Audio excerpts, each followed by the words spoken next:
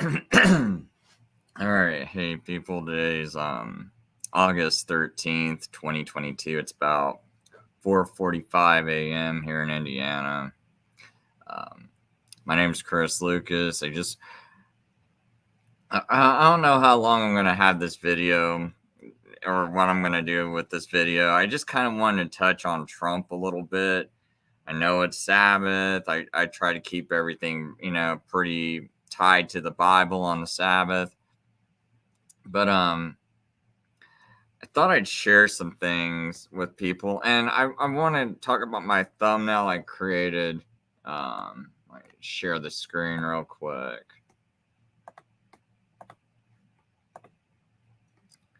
Because, with all this like stuff about Trump getting raided and all this, just remember, he appointed nothing but Roman Catholics to the Supreme Court, and they all believe basically the same thing Kavanaugh believes, which is what his Pope believes. And up on my screen, a quote from Brett Kavanaugh: "The earth is warming, humans are contributing. There is a moral imperative." Yeah, because he believes in that global warming, just like the Pope.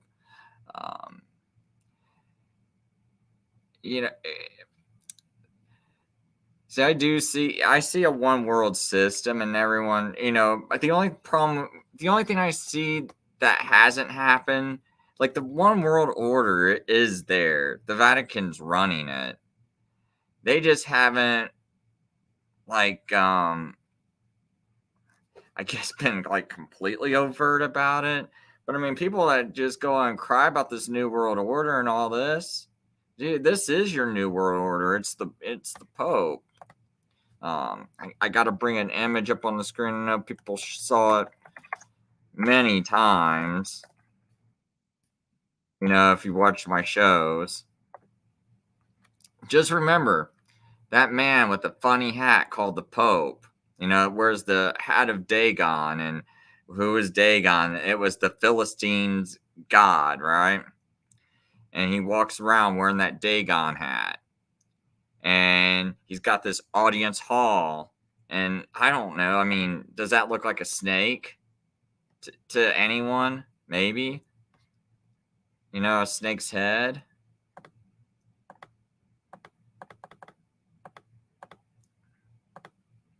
I mean, I would think so, So here you got this guy that many of the Protestant reformers, in fact, the whole Protestant Reformation was united behind one thing. Even though they might differed with doctrines and all that, they were united in one thing, which was the historical interpretation of prophecy and the way they viewed the Pope. They viewed him as the Antichrist. I actually had like a book on last week's show. If you go into the info box, it's called I probably still have that book up here somewhere. I don't know. I don't know if I got it right up here or not. Well, it might be right here. Oh, yeah. Here we go. Antichrist, the Pope of Rome, or the Pope of Rome is Antichrist, by this guy named Bernard Thomas in 1632. So it's a little hard to read. I do got it in the show notes. And it's a little hard to read because it's written in 1632, where they got the S's looking like F's and things like that. But I mean, the main thing about this book, though, is that it's got this page. Oh, where is it at? I saw it where he brought up. Okay, yeah, right here. Oops. Let's see if I can enlarge it just a little bit more. So anyone that studies, the Antichrist and understands that the Jesuits and the Catholic Church created Futurism, you are aware that Ribera was a Jesuit who helped create Futurism, and so is this guy named valor mean? So right here's one of the first books I found, during the Protestant Reformation that actually touch on the arguments of Bellarmine. And I guess this is another guy, I guess, was bringing it up, was this guy named Florimond Raymond and others. So it's like, this doctrine of futurism where they say, oh, the Pope is, or the Antichrist is someone in the future. It's all based off of a mistranslation of Daniel 9:27. If you go ask your pastor, and most churches, go ask your pastor, especially a Sunday pastor, and go, hey, who's that talking to? He's like, oh, that's the Antichrist. He's going to make a 7-year peace treaty. But the Protestant reformers and everyone else, if you would have asked someone 400 years ago, unanimously, they would have said Jesus fulfilled that. If you would have asked them almost 2,000 years ago, hey, who's 927? And this is after Jesus, was died and was resurrected. If you would have asked anyone around that time, who was a Christian, you would have said, hey, who's Daniel 9:27? They'd be like, well, that's Jesus, of course. So this is a totally new thing, and it all started with these Jesuits. And why did they come up with this futurism doctrine? Because it was to take the eyes off the Pope, who is actually running things.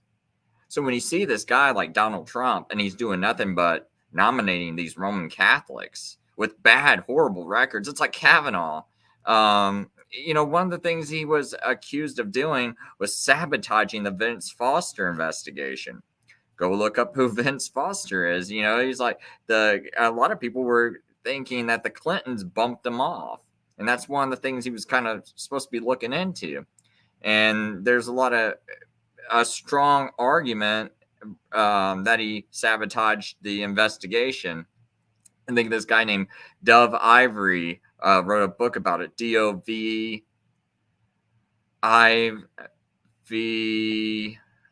RY, I think that's his name. Dove Ivory wrote a book about it. You can probably find a few internet articles he wrote talking about Kavanaugh sabotaging the Vince Foster investigation and his disappointment with Trump nominating him. But and then you had William Barr, the guy Trump nominated for Attorney General. And what did he do? He went and investigate the drug running that was going in and out of Mena, Arkansas. So if people go back to 1992 and remember that when Bush and Clinton were running against each other, so I know younger people won't remember this. It seems like older people, it's like all of a sudden you got amnesia. If I would have talked to someone before Trump got nominated, they would have, if I would have talked about history back then, and I would have been like, remember when Bush and Clinton were running against each other, and we know Bush, a lot of conservatives I know, even think Bush was behind 9/11. So it's like they weren't thinking that at the time. They were real slow. I seem to be one of the first people to wake up to it. I woke up to it the day it happened, and I was calling it out back in 2001, and people thought I was nuts. And I know now it's like, oh, it's no big deal. But, back then it's like, oh, Chris, you better never think about running for office and all this other stuff that I used to think about doing. Because it's like, you can't ever talk, like, I guess you can't say anything bad, can't say anything like that. And I'm like, well, this guy, he's, and Bush was doing the same thing, George Bush. Nominating Roman Catholics. And I was like, look, this guy's got a horrible record. Judge Roberts. I was like, dude, this guy, why is Bush even nominating him? And I called it out when he did it. And I got all this flack and everyone yelling at me. I said, no.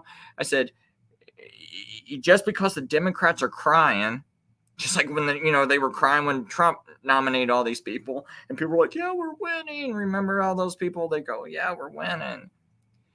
Well, the same thing was happening with Bush. They were like, yeah, we're winning. The Democrats are crying. And now 10 years later, or, I don't know how many years ago I did that video, 15 years later, you're like, oh, everyone's like, yeah, Judge Roberts, he's such a lefty. Yeah. And I was saying that back then, and people were hating me. And I feel like almost the same playbook with Trump. I really feel like he's like no different. And people just can't wake up. And I kind of want to show some people just, who's new to my channel, some old videos I did. I'm not going to play the whole thing. I'm just going to play a little piece. Let me see if I can find it. I know I had it up on my screen. It's up here somewhere. Oh, I got it on this page. So I try to call my senator, Mike Braun, right? When and when I tried to call him, and I'll play just a little bit of it, I was complaining about another Roman Catholic getting nominated to the Supreme Court, Amy Coney Barrett. One of my then, the odd thing that happened that day. I think I got that up on my screen. Well, no, yeah, maybe about 4 to 6 hours later, maybe 6 hours later, I'm reading this article. House Republicans call Attorney General Barr to investigate recent spike in anti-Catholic hate crimes. See, it's on September 25th, 2020. When did I make that video? September 24th. So, and it's like I find that article. And so the next day I made that video. About this. That's why, it says September. Oh, no, this article came out the next day, I think. Yeah, okay, the article came out. So I made this video the day before, and then my wife was like, hey, Chris, look at this article I found. House Republicans call on Attorney General Barr to investigate recent spike in anti-Catholic hate crimes. Guess who that was? See, I live in Indiana. Mike Braun's from Indiana. It was a House representative from Indiana named Jim Banks who went and called Barr, and I think it had something to do with my call. Because it's really weird. I mean, really weird timing. I call and I complain, and me and Mike don't like each other. It's like, Mike, I tried to help you, because I tried to set up an appointment with me and a few Protestant pastors to talk to us, because you're like, oh, there's a close election, please help me win. I was like, Mike, we'd love to help you win. I'm going to set up something so we can all talk together, just to know, that, and can you tell us why, even though, okay, like the Pope is an official to another country. Vatican's got a history of being hostile towards America. Helped blow Abraham Lincoln's brains out. I want to sit there and ask you questions about that, and ask you how we can know that you're going to be more loyal to the United States than a guy in a foreign country who you call Holy Father. Basically, you're calling this guy in another country God. So we want to sit down and ask you to alleviate our concerns as to why we can trust you as senator, because you're the one crying about it being a close race and you want help. So do that, and maybe we can help you get the Protestant vote if you just sit down and talk to us. Mike wouldn't do it, and so I've been calling him out ever since, and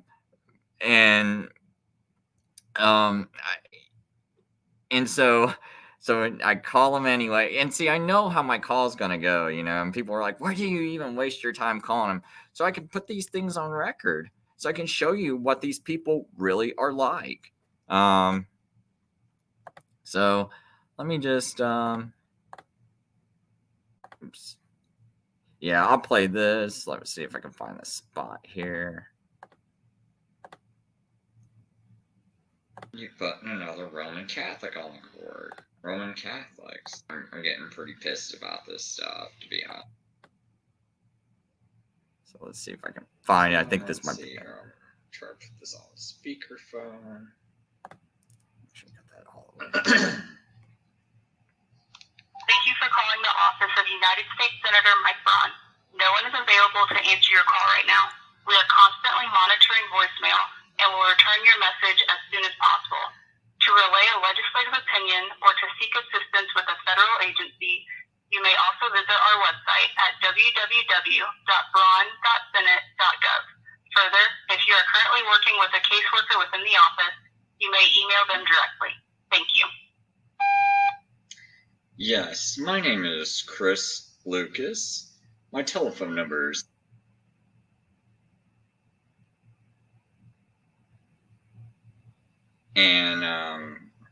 basically, it's about the Supreme Court appointment. See, Mike Braun, he needs to represent everybody in Indiana, not just Vatican interests and not just Catholic interests. And to be honest, this is really starting to piss me off. Because all the only names I'm hearing are Catholic names. It's like, they're Protestants founded this country. Like, we're not like the most horrible people there is, right? So, and don't we have plenty of Roman Catholics on there? And didn't like one of them, like Judge Roberts, isn't he always going the wrong way anyway? Kind of like whatever the Pope wants, since the Pope wants all this Democrat BS, like open borders, social credit systems. He doesn't seem to be against these vaccines or lockdown or anything. And it's like, there's a lot of us that don't like this stuff. We don't like a lot of the things the Pope wants, right? The Pope sounds like a pretty freaking Democrat to me, right? And I'm just like, we're like the Protestant names. Why is it only Catholic names I'm hearing being bandied about for the Supreme Court appointment? I mean, you understand, like, this is really upsetting because it's like, we founded this country. So, and it's like, you're coming in here, and just like doing nothing but nominating these people. And it's like, I just notice how they're all rhino-y, like Judge Roberts, for instance. Paul Ryan, another Roman Catholic, it's like they seem very... Your message has reached its maximum duration. To send your message... See, it's not just that though. Like, I mean, I'm messaging him. I'm all over his Facebook and all this other stuff. And it's like, so I think that's what kind of resulted in the whole Jim Banks calling up William Barr that day. Probably have like that article somewhere down here.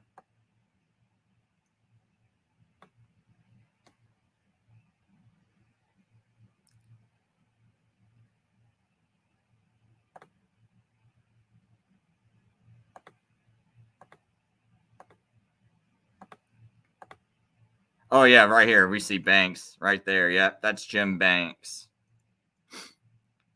Bigoted criminals, this is what Banks told Barr. Bigoted criminals are threatening Catholics and undermining America's core ideal of religious liberty.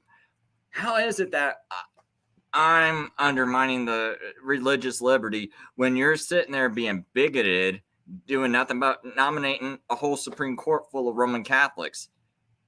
And also, what about America's security when all these people are calling a guy in another country Holy Father, calling him God, basically? And then these Catholics don't ever want to answer my questions. Like, all I ask you is, how can we be sure that you're going to be more loyal to America than the guy that you're calling, the guy that's running another country, and you're calling that guy God? I think I'm going to be more loyal to the guy, and he's like your religious leader, and you're calling him God. He basically sits as Christ on earth, the substitute for Christ. Basically, the guy calls himself Antichrist, right? And you call him Holy Father. So you're like, basically, the Pope, who is the Antichrist, because he says, I sit as the substitute for Christ. And substitute is anti. That's what anti means, substitute. The Greek, if you even look up the Greek, that's what it all means. In place of or against. And hey, how can you be more against Christians than the Catholic Church, who tortured and killed a bunch of them? and just for merely trying to have a Bible in English. So I just kind of wanted to share that, and then now I want to transfer over to Trump. Where's that headline at? Oh, got it. I think I had it here. Yeah, I'll just kind of bring up the little headlines I see. Like, okay, we know Trump got raided.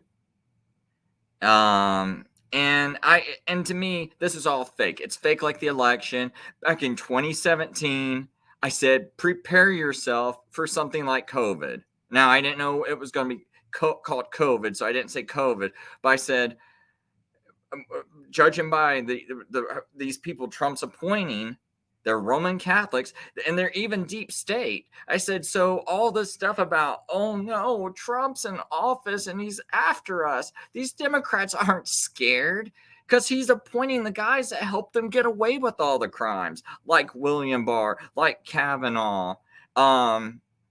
Gina Haspel tortured people. Her torture led to false information that lied us into Afghanistan. From what I understand, I mean, I'm not a real big expert on Gina Haspel, but from what I loosely understand, and then you go have Giuliani standing by your side as all the January 6th happens. And wasn't there like another false flag that happened back in September 11th, 2001? Oh, I don't, I'm trying to think of which one it was, but you guys can probably figure out which one I'm talking about. And who was the mayor of that city? Oh, it was Giuliani. And Giuliani is now standing by Trump's side as another one's going on, right, on January 6th. And all my videos leading up to that happening, I was trying to pull up something. I'm having a problem on my other computer, but I wanted to pull up another call that I made before the election happened. And I was asking one of my senators, or maybe it was a House representative. I can't remember who exactly I talked to. But I have played this on past shows, but like I said, I got problems over here. But anyway, I called him up and I said, "Man, you need to go look into what's happening over in Massachusetts with Shiva Dore, because it looks like they rigged an election, a Republican primary over there." And I said that might help you for when they rig the general election, because we know what's going to happen. I knew that no one was going to look into it. And I called him about maybe a month and a half in advance. And I predicted it all the way back for when Kamala was confirmed as being the VP. And I said, look, the reason why they're starting to say all this stuff about like, hey, Trump, will you step down if you lose the election? It sounded crazy, that he might lose the election. Because I'm like, this is the worst ticket you could put together. But I was like, you know what? I know what's going on here. And I had even predicted in the previous videos before Biden got elected, I predicted him because it was predictable. Because if you understand the Vatican is running everything, all this other stuff becomes predictable. And this is also why I quit doing truther videos, because I couldn't believe that I'm making all these predictions ahead of time, and people are still following after this guy and still can't see that this is like all controlled and manipulated. And I'm predicting it like months before it happens, And I said, okay, what they're doing is this is going to help save his image, because if he loses like a rigged election, people are going to think, oh, well, if he must be legit, they rigged an election against him, and causes big distraction. And so, and now we see like these headlines where it says Trump allies insist FBI raid, potential espionage act investigation only strengthen his standing. And look over here, Bill Maher admits FBI raid is saving Trump politically, just as his fortune was falling. It should be falling. He's the guy who gave you the vax. He's the guy who locked you down. He's the guy who told you 15 days. And I played all these clips, about, if you go watch my video about, I think it's on here. Like if you go, well, let me just find the name for it, and you can search it on YouTube. It's under like a different account. But it's basically my oldest video I have made for my Chris Lucas Fishing for Truth channel. And I don't really use this channel to put videos on. I just have a few videos there in case someone sees me commenting in a chat room and they're like, oh, well, what are you about? I'm like, I got a few videos. But this one, everything most people think is wrong. Like, I think people should watch that one, or the one about, oh yeah, did I find the safe vaccine Alex Jones was talking about? Because in these videos, I show you where Trump is talking about the vaccine. Well, especially this one about everything most people think is wrong. Because I show you that Trump is like supporting the vaccine, talking about it since January. And promoting it, telling you Sweden was wrong for not locking down. And I think in this video, did I find the safe vaccine Alex Jones was talking about? I show that Trump's daughter had a Twitter comment saying, yeah, my daddy was working with Moderna ever since January 13th, 2020. Why were you working with Moderna? I thought there wasn't, I mean, they didn't even know for sure if, or at least the story goes, they weren't 100% sure if they even isolated the right virus yet. Because you got to think, they think they have it. So, but before you even know for sure, you're already making a vaccine, or unless you are for sure. I actually can't believe both of those videos are still up. But I mean, like, and so my whole thing right now is Donald Trump is controlled opposition. The Vatican is which is the Antichrist, because that's what the Pope is. That's his title. Vicar of Christ means you are the substitute for Christ. Substitute for Christ is Antichrist, and that's basically even what all the reformers taught. That book I tried to show up on the screen earlier. They will probably go into it. I haven't even read the book. I already know they'll probably go into calling the Pope Antichrist, because that's just what was taught. And basically, that whole. I'll get away from that thought, man. Let me just kind of read the comments. And hey, Bjorn, he said, hey, the Pope is, I think he meant Dagon, priest, the Philasia. I remember Vince Foster investigation of Whitewater and Clinton drug running and the Iran-Contra deal with Bush and Reagan. Yeah, all the Iran-Contra, MENA, and Clinton and Bush that was all connected together. What they did was they had this plane refurbishing site in Mena, Arkansas. They'd fly the drugs in and then fly the weapons back out. And basically the Contras were Catholic ran, and what it was you had this uprising of the Sandinistas, I think that's what they're called. And they were trying to label them communists and things like that. And I don't even believe that they might have been really communists, because I just don't trust those stories. I think those stories they use, even if they were, I really believe our CIA was in on trying to make them, trying to like, yeah, come here and be part of the communism so we can blame you guys and tie you guys into Russia. And then now we can have an excuse for arming the Contras and killing you and squash your uprising against the corrupt clergy that's running the country, because that's what it was. It was an uprising about the corrupt clergy that was running things in their country. and so our government of the United States funds the Contras to take and smash that uprising. He said Bjorn says all the drug money profit was hidden in the Vatican Bank and the Vatican Bank's control banks. The intelligence community, CIA, M16 or is it MI6? I can't ever remember that. KGB, Mossad, and Vatican intelligence networks work together. Yep. Actually, the CIA was created for that specific purpose of running Operation Gladio. And Operation Gladio, man, if you read like Paul L. Williams books, or sometimes you can find Paul L. Williams on YouTube, and he'll discuss. He's a I know he was a former Roman Catholic. I'm not sure if he's still Roman Catholic, but he was like a FBI consultant, and he connected all these dots together.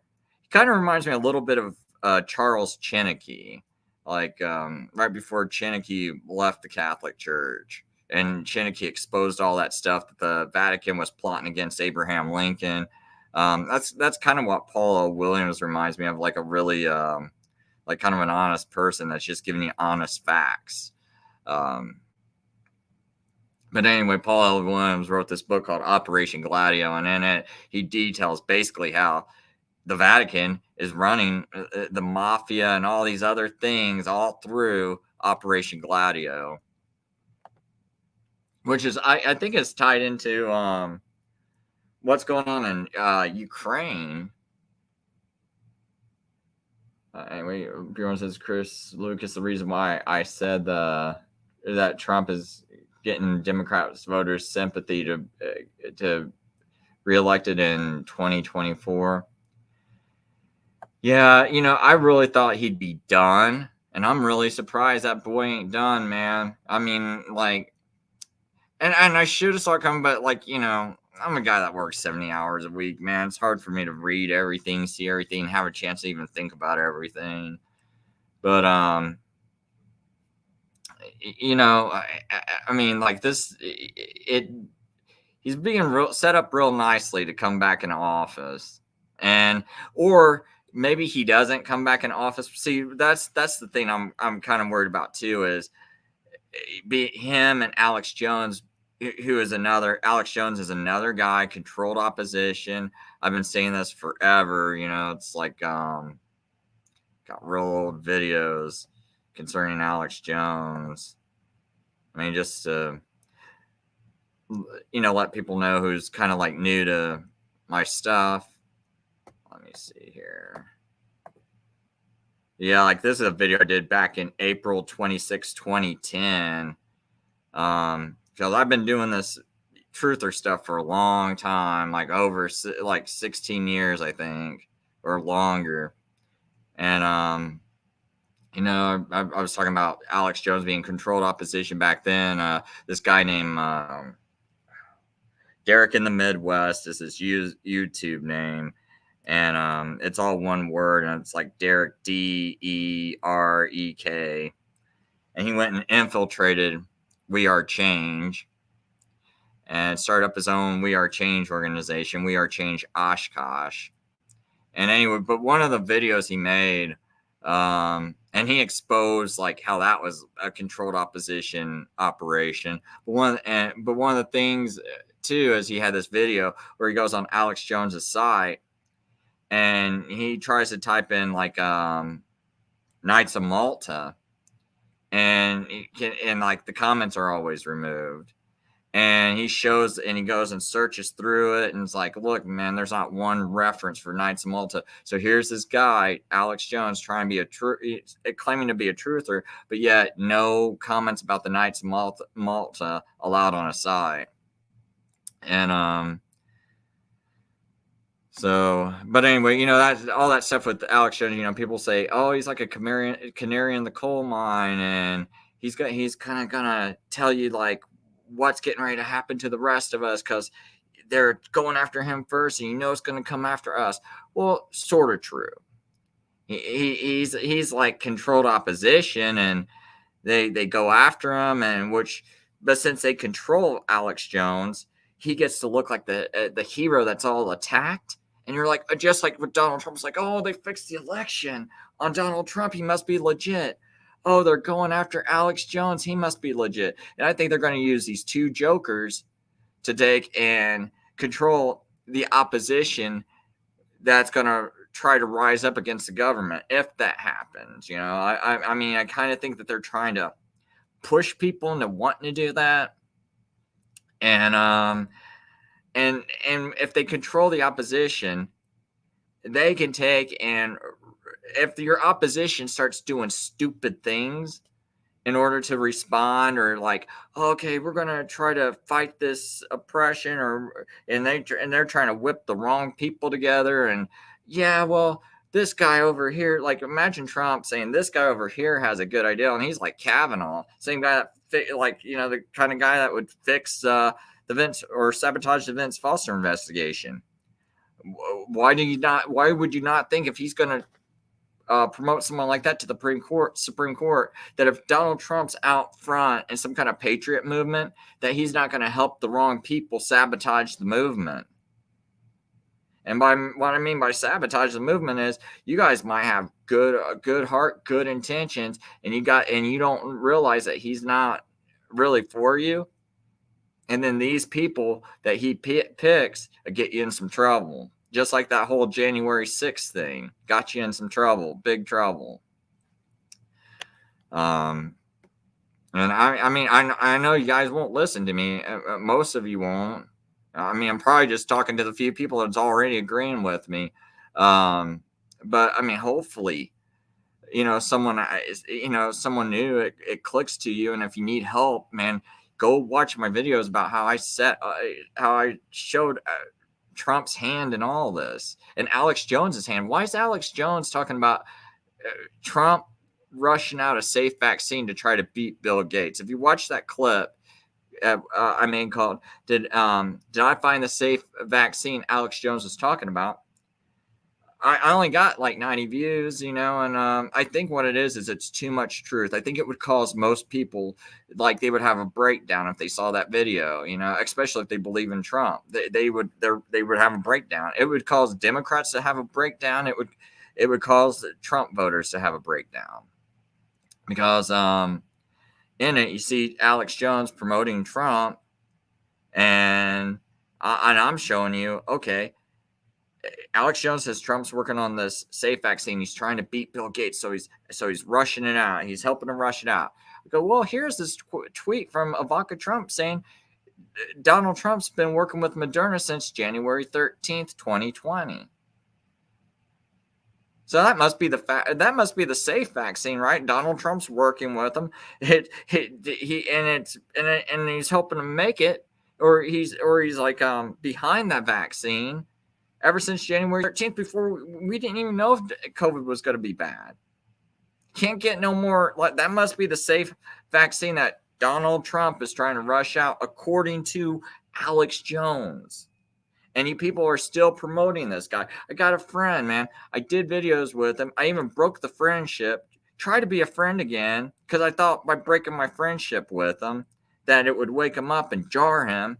And it looks like he's still moving back into that, like that headspace. It's like, dude, I was on your own show and I called that out. I called these nominations out before they even happened. Like I said, when everyone was like, oh, I wonder who Biden's going to pick, or I wonder who's going to be the Democrat nominee. I was like, Biden, right at the beginning of the thing. And then I go on this guy's show and I'm like, yeah, I think it'd probably be Kamala. Kamala gets picked. Then, the next, and then I'm like saying, as soon as she got picked, I'm saying the election's going to be fixed, and it's going to be rigged, and it's going to save Donald Trump's image. It's like, and all this happens, and I had a record of being out there before they even had a lockdown, before Donald Trump even announced the lockdown. I knew when that NBA player, Rudy Gobert, came down with Corona, I knew they were going to lock it down, and I started trying to organize lockdown protests before the lockdown was even talked about. And I have proof of that, oh, well, I don't know. I mean, my Twitter account got deleted that I was using to run for office. And I had like, I don't know, I had over 10,000. I don't know how many over 10,000 I had, but I had over 10,000. And that was hard, man, because everybody was attacking me for attacking Donald Trump. So it was amazing I had 10,000. And I said, and I was trying to warn people before the lockdowns even happened. And my friend knows about that. And it's like still like people like, I don't know, man. Like I get kind of frustrated, to be honest. Because it's like I'm showing you all this. I'm predicting, I'm out there. I got evidence. And it's like, it's like you still believe in these guys. It's like it's driving me nuts, man. I'm like I don't know what more I can even show people. Like, I mean, what am I like? I was questioning if I'm doing a bad job. I kind of go back and I look at some of those Donald Trump videos. I'm like, no, I mean, I could do a little bit better. I could maybe make it a little shorter. Do this. I don't know what else more I can do.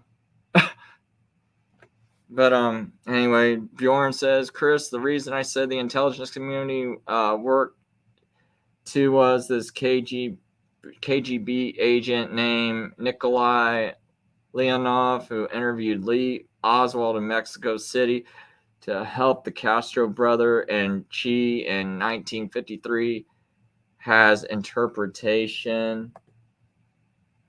And Elpais, ELPAIS website mentioned him unable to attend a summit in Spain with CIA, UK, MI6. Thank you for spacing that. MI6, French, DST, German, BND, and Vatican intelligence, Mossad. He is said to report to the summit. The Cold War was about communist fear. The COVID virus is the same. Yeah. See, that's the thing too. You know, people don't realize is it's like that whole communist scare that was created by the Vatican. The Vatican funded those people that wound up taking over Russia. Because why would they do it? Oh, I thought the Vatican hated communists.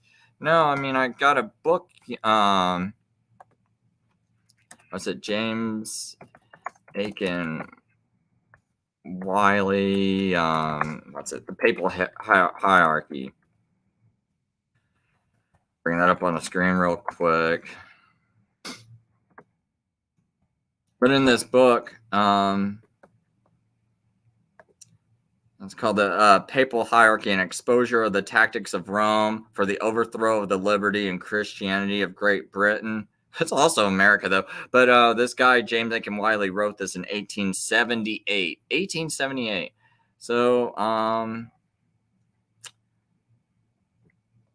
let's see if I can find...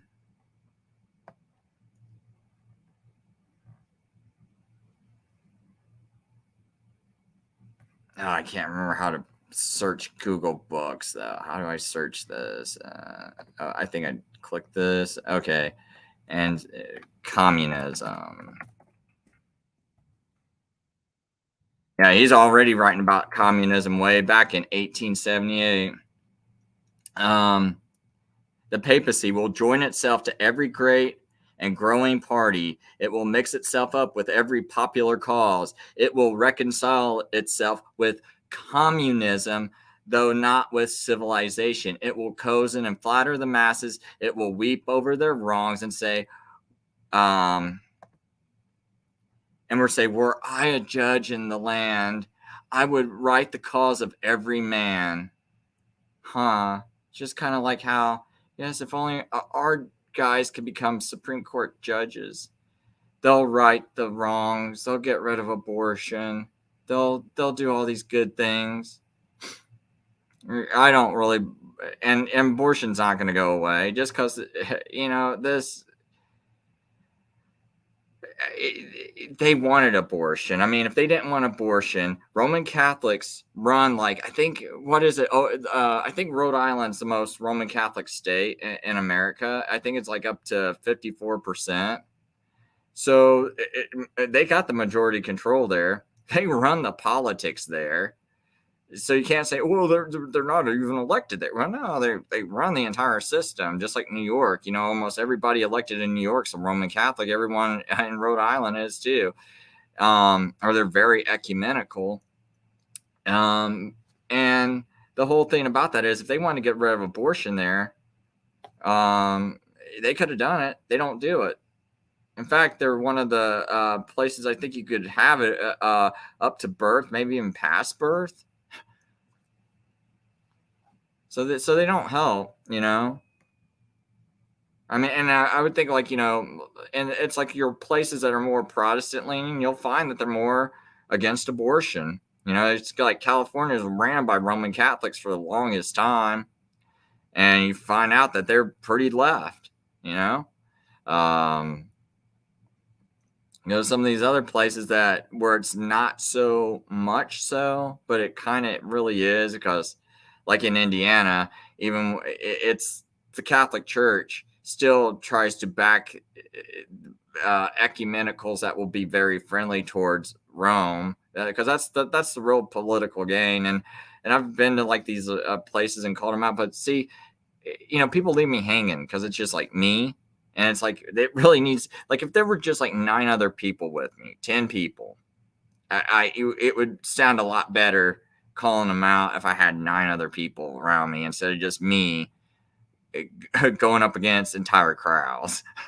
It's just, but and things aren't really as fixed as people think. I know people are going to yell at me and scream at me, "Oh, Chris, everything's fixed, it's useless, don't find it, just don't vote, you're stupid." And well, it's not like that, people. See, if the Roman Catholics were told, like, let's pretend like the Pope goes, "Catholics, don't vote," you wouldn't be sitting there going, oh no, please vote, because voting doesn't work and it ruins things. No, you wouldn't. Like, if the Pope told them to, you'd probably think things are going to get better if they actually listen to their Pope and don't vote. So I don't know why people think, it's like, oh, well, don't get involved and just let the Catholics vote and run things and bring in more immigrants and run things even more, and just give the whole country up to them. Because it's like, see, my great grandfathers and things like that were here and helped start this country. And part of the thing was because America was supposed to be about being against the papacy, not even just against the papacy, but even against some of the I guess, like, the beginnings of ecumenism. They saw it and they came over to America because they saw the beginnings of it, which I think helped to start because of the King James Bible, and then banning the Geneva Bible in Europe and getting rid of those footnotes, which talked about the papacy being the Antichrist, which helped explain the Bible. And now today you got a bunch of Bible stupid churches have no idea who the Antichrist is. I mean, it should be obvious. It's the guy's title says it. Vicar of Christ, substitute for Christ, Antichrist. Killing the saints and killing people for merely translating the Bible. Like, I can't even think of people being more cruel to Christians than the Roman Catholic Church has been. But they don't know it's the Antichrist. Well, it's probably because they're full of darkness. And they have no light in their eyes. They have no light in their soul, or else they would see this. They're false Christians. Our country is made up of false Christians today.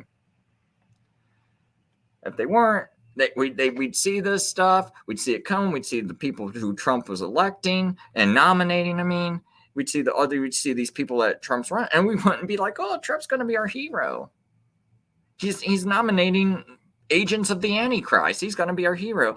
And see, you cannot think, oh, well, we're going to join up. See, one of the things that I realized I did wrong, many of these years, was I did not point out enough that the Antichrist was the papacy, and that, and my understanding, and you can disagree with me, and it's really kind of the same, the papacy is the Antichrist, and I believe the Pope is the image of that beast, so he is Antichrist. So and one of the mistakes I made was not pointing that out, because see, I always point out how the Vatican controlled everything, but I would still find people finding reasons to go support these Catholic candidates. And I was like, what occurred to me was, you people need this rephrase. You need a fresh perspective in your mind. Picture that you see abortion's bad, and you're not like joining up with someone that's like kind of a bad person. You're joining up with someone that's an agent of the Antichrist to fight an evil. Now, that sounds ridiculous. Why would you join up with the Antichrist to fight an evil? Like, this just needs to be exposed. And if everybody read everything, probably even like 1/10 of what I've read, and I don't even think I've done not that much reading, just 1/10, man. It's like, how could you vote for these people? Or go listen to Karl Tester's series, his Revelation series. If you listen to Karl Tester's series, I don't know how you can keep voting for these agents of the Antichrist. Bjorn Smith says abortion is a sacrifice to Bel and Dagon. Yes, I agree. And you say Bel is a demon god who delight in harm. Notice the violence rate in abortion states and cities. They're less Christian, moral in those places. Yeah. Well, and it's also very Catholic run, the ones like New York, I think they try to have abortion up past birth, Virginia, and those heavily Catholic run. Like, I can't, like, even like, when they're the election is such a sham, because you got like these Catholics on one side preaching one thing, and then Catholics on the other side preaching the exact same thing, running for office. I think it's just completely about. See, part of the problem is people don't realize it's like the Republican Party is basically the primary. That is your real election. Like, that's where you got to fight things for. And it doesn't matter if you start another party, or, in my opinion, it doesn't matter another party. Because what they got to do is they got to have that second party to make it look like choice. But if you can just take the Republican Party and take it back over and point these people out, point what they're doing out, and be like, look, we don't want this. Everything you're doing, and we're seeing this connection with all this liberal ideals and the gay rights and the Pope supporting all that stuff, and the Catholic Church and gun control and all this other stuff, and the Catholic Church's stance on it. We keep seeing time and time again, we nominate these Republicans that are Catholic, and they just seem to go along with the program. It's like, we got a problem here. And if you just go and call that out, dude, like, trust me, it's, man, if it would only take a few people going to like one of these Republican meetings a month, networking together, running for little offices yourself, pointing the stuff out. And it's fine if, like, you're like, well, you can always do it like this, Like me, I walk up to Mike Braun. I'm like, Mike, just can you explain how you're going to be more loyal to America than you will be to the foreign leader in another country that you call God on earth? That's it. And Mike will just try to walk away. He'll never answer. You can write to Mike. You can call Mike 100 times. Mike Braun, Senator Mike Braun, will never answer you on that. And that seems like something you would want to answer someone on. Like, Chris, I'm a good candidate. I'm just like Trump, and I'm going to tell you the truth. And that really wouldn't be a good candidate, but people's pictures. But Chris, I'm going to tell you the truth. And it's like, nah, dude just runs. It's like, how can people vote for these guys? And it's like, I don't hear, the thing is, it's like, I would think I would get a lot of support in Indiana, and it's like, I don't know, people are scared, it's like, they're really scared, and they really shouldn't be. Like, I don't know.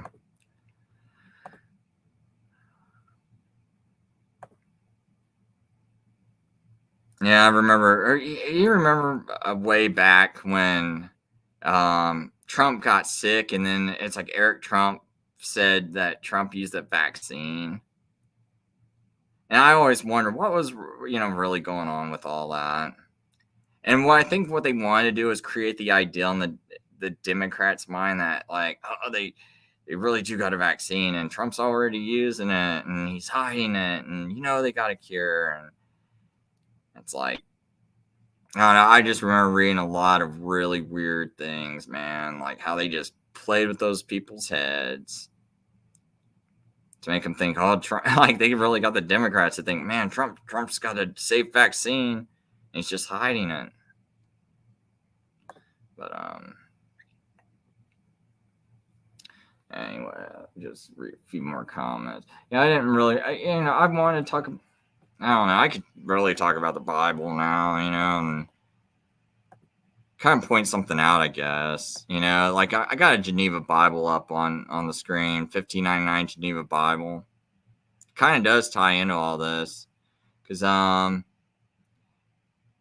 it's got like this verse 6, 2 Thessalonians 2:6, and now ye know what withholdeth that he might be revealed in his time, for the mystery of iniquity doth already work. Only he which now withholdeth shall let till he hath been taken out of the way.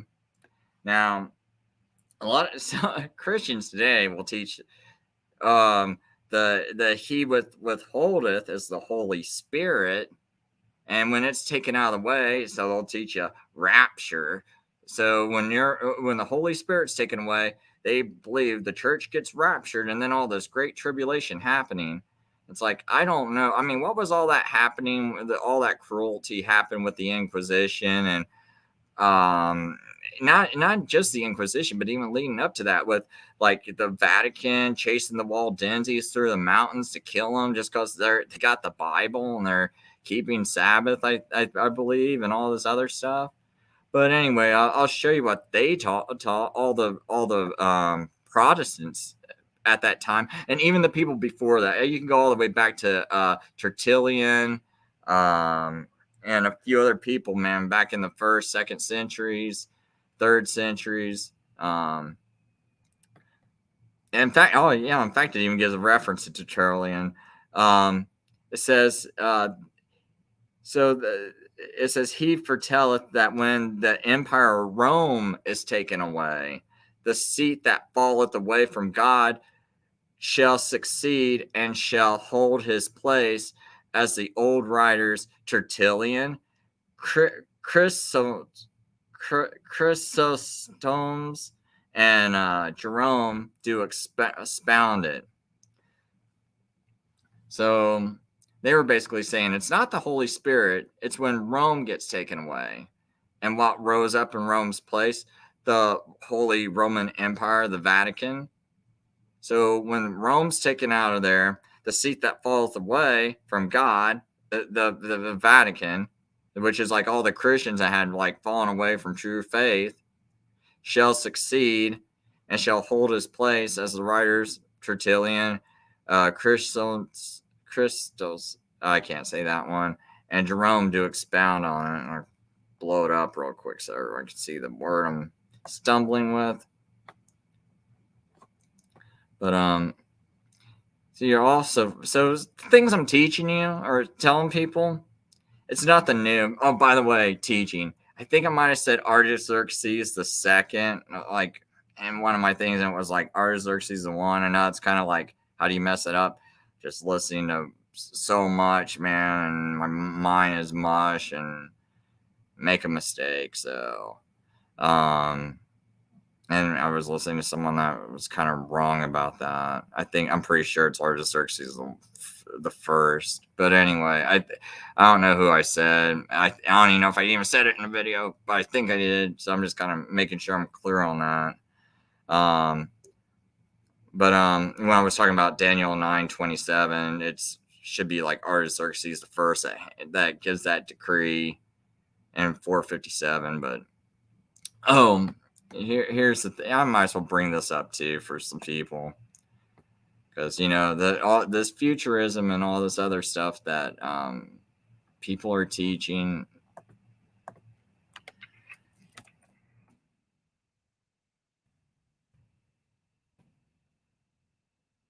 So again, I got a 1599 Geneva Bible. Go to the footnotes, Daniel 9:27, and he shall confirm a covenant with many for 1 week, and in the midst of the week he shall cause the sacrifice and oblation to cease, and for the overspreading of the abominations he shall make it desolate, even until the consummation determined shall be poured out upon the desolate. So we see here it says AC is the footnote, so I'm going to go down here and start with that. So it says, by preaching of the gospel, he confirms his promise. He confirmed his promise first to the Jews and after to the Gentiles. Jesus Christ, accomplished this by his death and resurrection. And so the abomination and desolation, meaning that Jerusalem and the sanctuary shall be utterly destroyed for their rebellion. So that was what was causing the abominations against God and their adultery. As some read, that the plague shall be so great that they shall be astonished, that they shall be all astonished at them, or astonished at them. So, and if you understand the whole Daniel thing, Jesus dies right in that the final 70th week, which they try to say is all future. Why are they saying it's future? Because they're trying to make this seem like the Antichrist, make the Antichrist seem like he comes in the future. Which is all something the Jesuits started back in the 1600s to counter the Protestant Reformation, which was calling him Antichrist all the time. And that's another reason why they came up with the King James Bible. They could not have the Geneva Bible be the leading Bible. The King James only made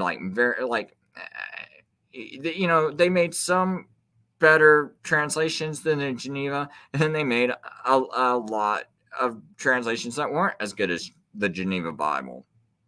And they were putting commas in the wrong place, which changed the meanings of passages and things like that. But most importantly, they got rid of these footnotes so these people couldn't understand the Bible. And look, today most people don't know all this history. They don't know who Antiochus Epiphanes is. You go to Christians, man, that might have been studying, they might be sitting there studying with their church groups the book of Daniel, never had their preacher talk about Antiochus Epiphanes, one single time. Everything is future. Which, before I go, I guess I'll just, now I just want to get all that Trump stuff. Oh, I did find, I made a link to this video. It's called Exploring the Flat Earth. And basically, he goes this highly detailed model of the flat Earth, shows exactly how it works. And basically, what he shows you is it doesn't work. And I put a link to that video. And I really hope the people who all bashed me for that flat Earth, that anti-flat Earth video I made, watch this, man. I'd love to see your comments on that one.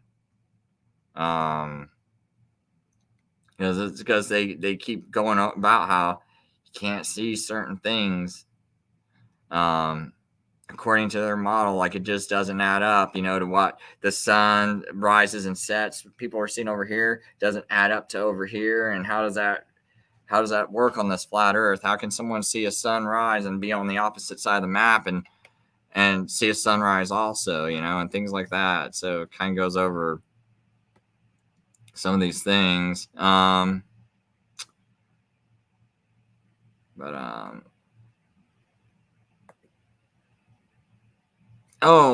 did play this. I'll touch on this one real quick too. It's only 30 seconds long. I'll give it a play. It's by this guy named Jeff A. Benner, Benner. It's only 30 seconds long. What he does is he shows the Hebrew word for Sabbath, and then he shows the meaning of each individual character.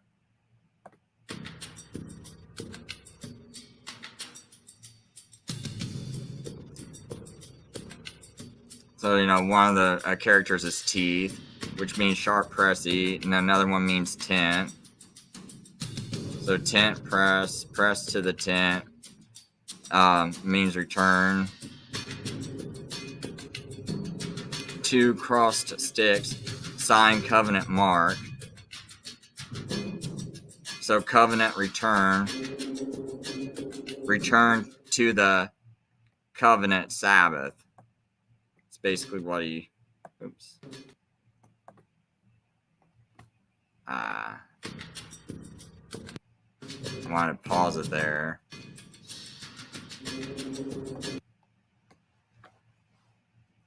But so even within the word Sabbath and because the Hebrew characters, they each got a specific meaning, and even that meaning in each character talks about a return to the covenant. And I just think this means like it's like a sign that you're part of God. You're part of His covenant. It's like there's this one guy. He does these really good, somewhat good anti-Adventist videos where he really exposes some big flaws in Adventist teaching, like amalgamation, which. And the only reason why I even got on all this, like I wasn't trying to, like, go after Seventh-day Adventist or anything like that. Like I didn't even mean to find it, but you know what it was I was looking up at King James mistranslations because I got in a fight with someone that just decided to got in a fight with Tom Fraz. And he decided to go off on me just because I pointed out an error in the King James, and it's a real error. And then it's like, but he treated me like I was some troll that was out to start a fight with him.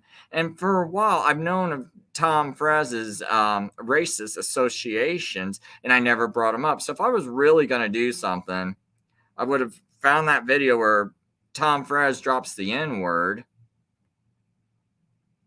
And I would have played that. I probably would have made a music video out of it or something like that. And because of the phrase he says, and just to, I don't know, just to kind of like make fun of him, I could have done that, and I didn't do that. And then it's like, and then Jorg gets and then I tell Jorg, I said, man, now that Tom is going off on me, and I also see him, going off on other people in the comments that aren't doing nothing wrong, I'm going to take all your videos of Tom that's on my website. I'm taking them all off. And then Jorg's like, good. I don't want to have nothing to do with you. I was like, oh, Jorg, I wasn't trying to be like that with you. But Jorg kept getting hateful. So I'm like, okay, Jorg, you want to be friends with this racist. Then I, find out Jorg's promoting Eric Phelps, and I played Eric Phelps videos. And, man, and then it's like, it starts to all kind of come together for me. So I'm going to show this Ellen White. I think that's why they didn't have many problems. Like they were siding with all the people that's attacked me for the past 10 years. And I didn't realize that, And I'm like starting to look at it. I'm like, wait a minute. They all are like King James only. And the same people that are King James only that they're friends with are also a bunch of racists. And, the Seventh-day Adventist Church, I think it's founded off the King James Bible because they didn't put the evenings and mornings in there for Daniel 8:14. They left that out of the King James Bible. So what it makes you think is maybe it means 2,300 years because maybe it's a day-to-year prophecy instead. But whenever there's literal evenings and mornings, it means evenings and mornings in the Bible, as far as I understand. Maybe someone can correct me sometime if that's really wrong. But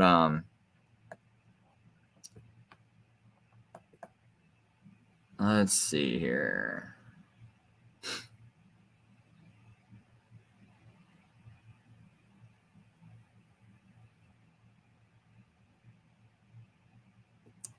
Okay, yeah, right, here we go. So many Adventists agree that the following statements are the most embarrassing ever penned by Ellen White. So I'm going to read Ellen White's statement. But if there is one sin above another which called for the destruction of the race by the flood, it was the base crime of amalgamation of man and beast, which defaced the image of God and caused confusion everywhere, which means the mixing of man and beast. Every species of animal which God had created were preserved in the ark. The confused species which God did not create, which were the result of amalgamation, were destroyed by the flood. Since the flood, there have been amalgamation of man and beast, as may be seen in the almost endless varieties of species of animals and in certain races of men. That's key. Certain races of men. Who are these men? And the article goes on to say these statements appear contrary to the Bible, which states, "And hath made of one blood all nations of men, for to dwell on all the face of the earth." So basically, I guess all men are supposed to come from Adam, but in Ellen White's case, some men come from Adam and a mixture of animals. And a summary of Mrs. White's main points about amalgamation: the worst sin possible, not just any sin, it was the primary sin, the one sin above the another that called for the destruction of the entire human race. The most abhorrent of moral sins. It was a vile, base crime. Ruined the image of God. At creation, God created man in his image. Amalgamation defaced the image of God and man. Occurred before and after the flood. Evidence of amalgamation can be seen today. Its effects can be seen in certain races of men.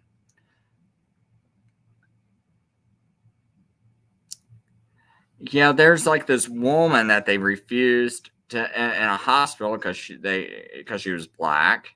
She wound up dying.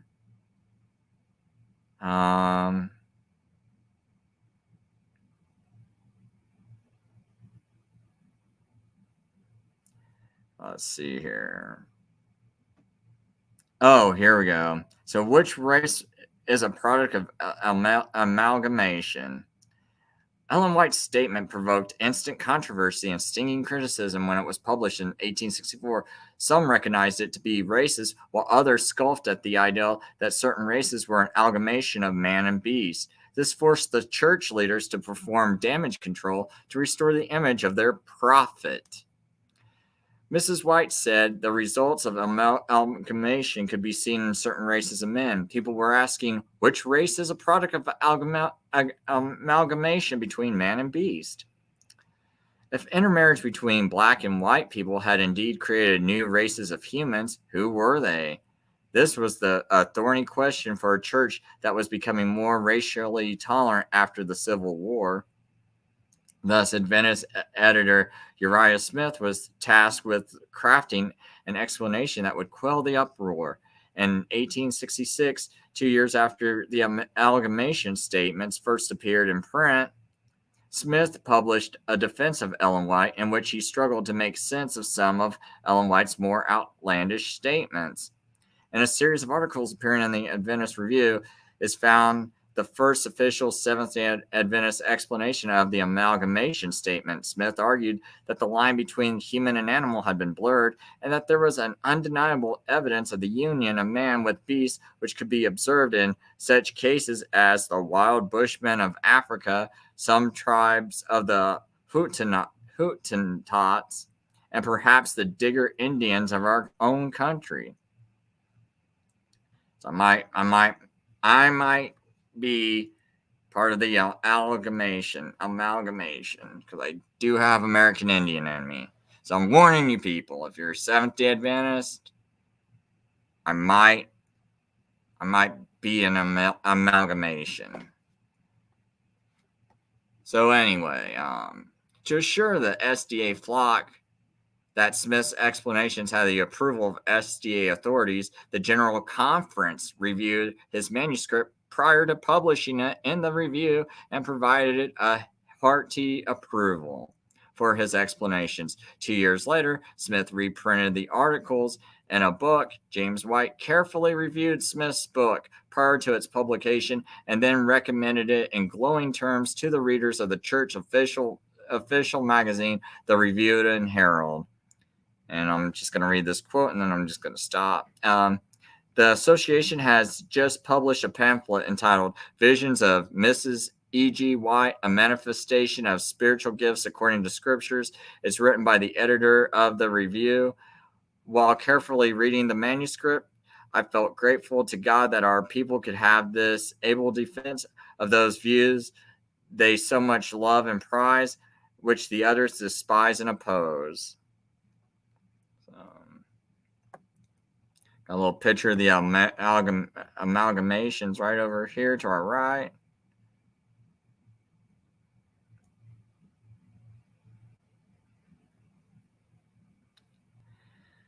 So, anyway, I just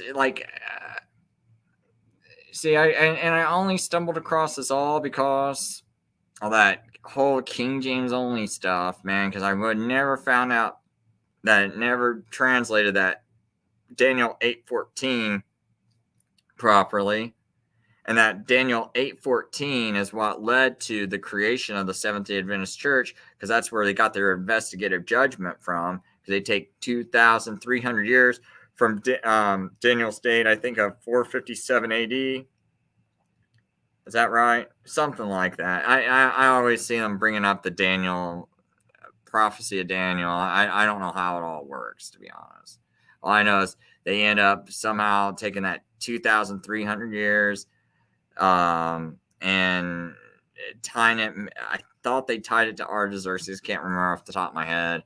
And then they wind up going right down on 1844, and somehow there's something that we can't look and see ourselves, but Ellen White was able to see that there's an investigative judgment going on, and that she confirms it. After previously, though, saying that the door to salvation was closed, there's like something called the closed door. I can't remember what it's called. Where they close the door and they say it's closed, and the door to salvation is closed, and then I guess they decided to keep their church open, so they had to redo all their interpretations of prophecy. But and Bjorn says Ellen G. White is a racist. I thought she was a mulatto, maybe Native American. I'm surprised by her comments. Oh, dude, I'm super surprised, considering how mixed most Seventh-day Adventist churches are. You say Betsy Smith, the Jazz Blue, died from medical neglected because of her races. Ellen G. White is the same as Joseph Smith and his fellow false prophet Brigham Young, who called Jesus Christ's blood not more, has a dead dog. I don't know what that statement means, but I think sometimes his autocorrect might throw some stuff off. But anyway, what was that one video I saw? Gosh, man, it's like apologetics or something. Like, oh,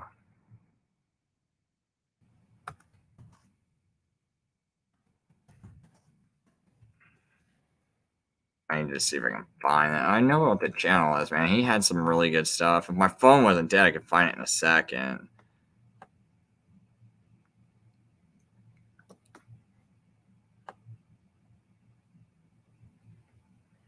Man, I listened to a lot of that series, and I can't even remember the title of it. But I mean, it's really good, man. Like, I'd like to see some of the questions. I don't think he's got like every video's got a good argument because he's really stuck on this whole thing about. I'm kind of going back and forth with the guy because he keeps saying, "Show me in Scripture where the Sabbath's to be kept," and I'm like, "Well, I don't see anywhere in Scripture where it was stopped." So I'm just assuming it would go on. Like I'd still get circumcised if it was, and get my kids circumcised if I saw that it commanded circumcision, but I don't see it. It looks like it stopped. I mean, maybe I'm wrong about that, but from everything I understand, it looks like it stopped in the Bible, and they were clear about it because they were like, "Hey, you don't have to circumcise these new people." They said if you are come to Christ and you're circumcised, something like remain circumcised, you become uncircumcised, let you remain uncircumcised. Oh, here it is, Academy Apologia. This guy's channel. I mean, I think this guy's worth a listen. But he goes into all these like false prophecies of Ellen White. I'm not subscribed on. I'm subscribed on those other channels. I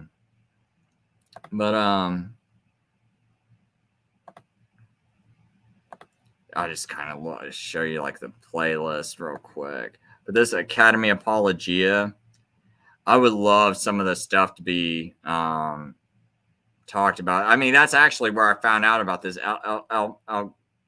amalgamation stuff. I was like, oh my gosh, man.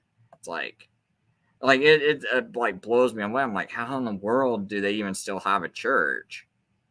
And you start hearing about all this stuff and how they went about covering it up.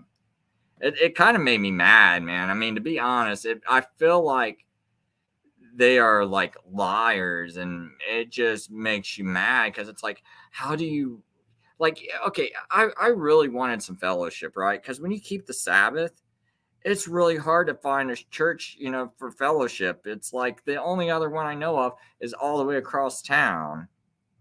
And when I work nighttime all the time, it's hard for me to get up on Saturdays early enough to drive all the way across town. So, and the only other churches that are closest are Seventh-day Adventist churches. And, years ago, when I was trying to find a Sabbath church, I tried to go to an SDA church, and I was like kind of excited. And I actually even had a lot of same beliefs because I was like heavily influenced. I was super Bible ignorant. It might have been about 10 years ago. I tried going to one, maybe longer than that. And I was kind of ignorant about prophecy and all that.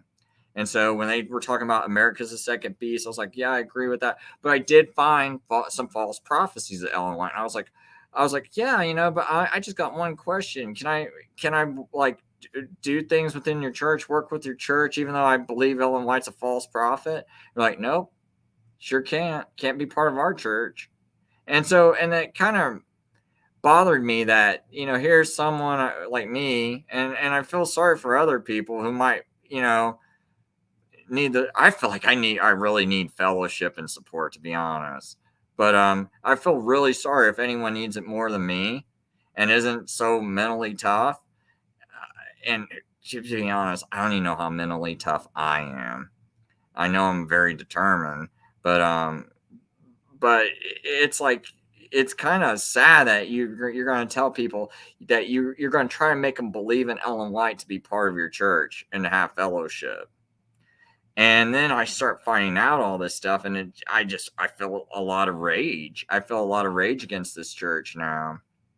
And this is just, and then, with all that stuff that, with Bjorn and all of Eric Phelps supporters and Tom Frez, and I'm trying to help these guys out, and then these guys want to be all and I feel like these guys, dude, need to be attacked themselves for even supporting Phelps.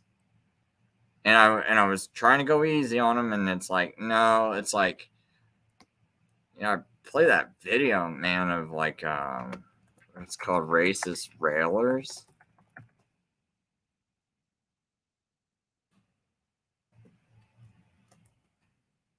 Or maybe it's Racist Railer, I don't know.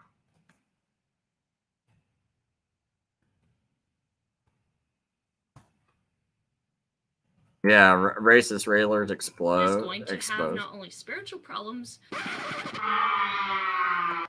great, or young women that are, and don't fall in for all this, or young women that are not married, something to consider if the Lord brings a husband into your life.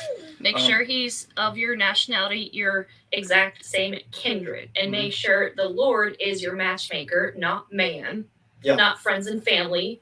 Make sure you pray fervently and effectually for the perfect match that the Lord provides for you. Yeah. Because if you integrate, racially speaking or kindredly speaking, you will have childbearing problems. Yeah. Yeah, because you're there might be an amalgamation, right? Part animal. Yeah, you gotta be careful. And who's he buddies with? The Protestant Christians, Baptists, the establishment of a new white nation within Pennsylvania. Pennsylvania having declared its independence from FDR's Jesuitical de facto military government of the United States, called pro-Baptical to the exclusion of all of the races. That's why he created the races in the first place.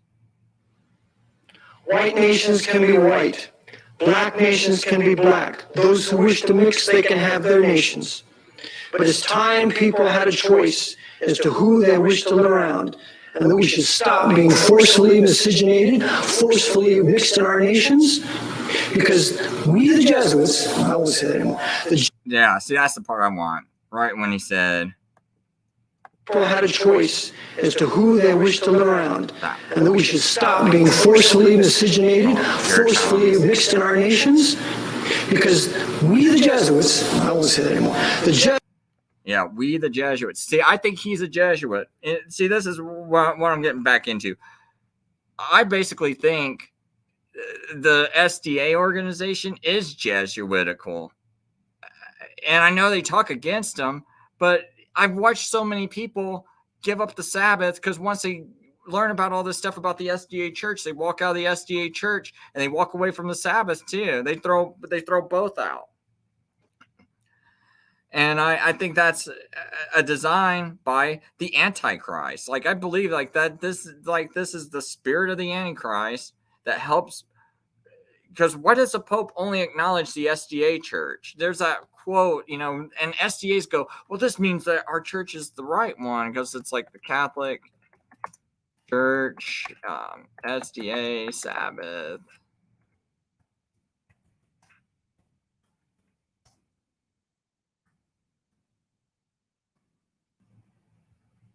Because there's some kind of quote where they always talk about how this some Catholic cardinal or something like that says that if you were gonna keep the Sabbath, you would be like the SDA church or something like that, and they always say because the Catholic Church said that must mean we're like the true church, and it's like, no, maybe they call you out because they want you kind of lifted up because they want people to know about you since you're the false church and you're going to help work towards their goal because of all these false doctrines you promote.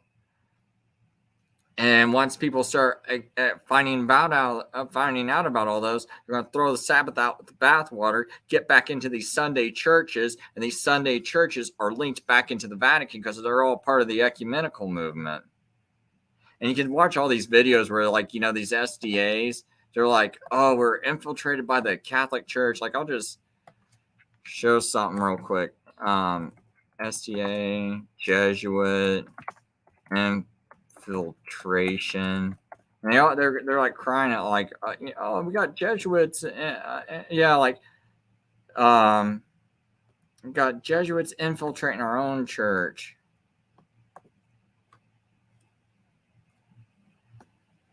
Yeah, like right here, someone titled a video. Now this guy in this video, he's not saying it. But whoever titled this video, they're like the Jesuit infiltration of the Seventh-day Adventist Church. And here's another guy, he's a Seventh-day Adventist pastor. Jesuits infiltrate the Seventh-day Adventist Church. They already been running it. You're just finding it out because you're kind of like, you're kind of brainwashed, and you're just now figuring it out. They've been running it. Your church has got a bunch of false doctrines. It works towards the Rome's plan. If Rome's plan is to make people toss away the Sabbath, time and time again, I've seen people quit. They quit the SDA church and they quit keeping Sabbath. They do both of them. I think I might know one person that quit the SDA church and still keeps the Sabbath, but maybe out of like 100 other people I know that quit it, went right back into a Sunday church. And a couple of them, I mean, man, it's like they went to like churches that don't even teach about the Antichrist or nothing, man. Like right back into a futurist church. I don't know about all of them, but man, I know like at least like maybe 20 of the people right back into a futurist church, So it's like that's how I think this whole thing runs. But anyway, I'll just go.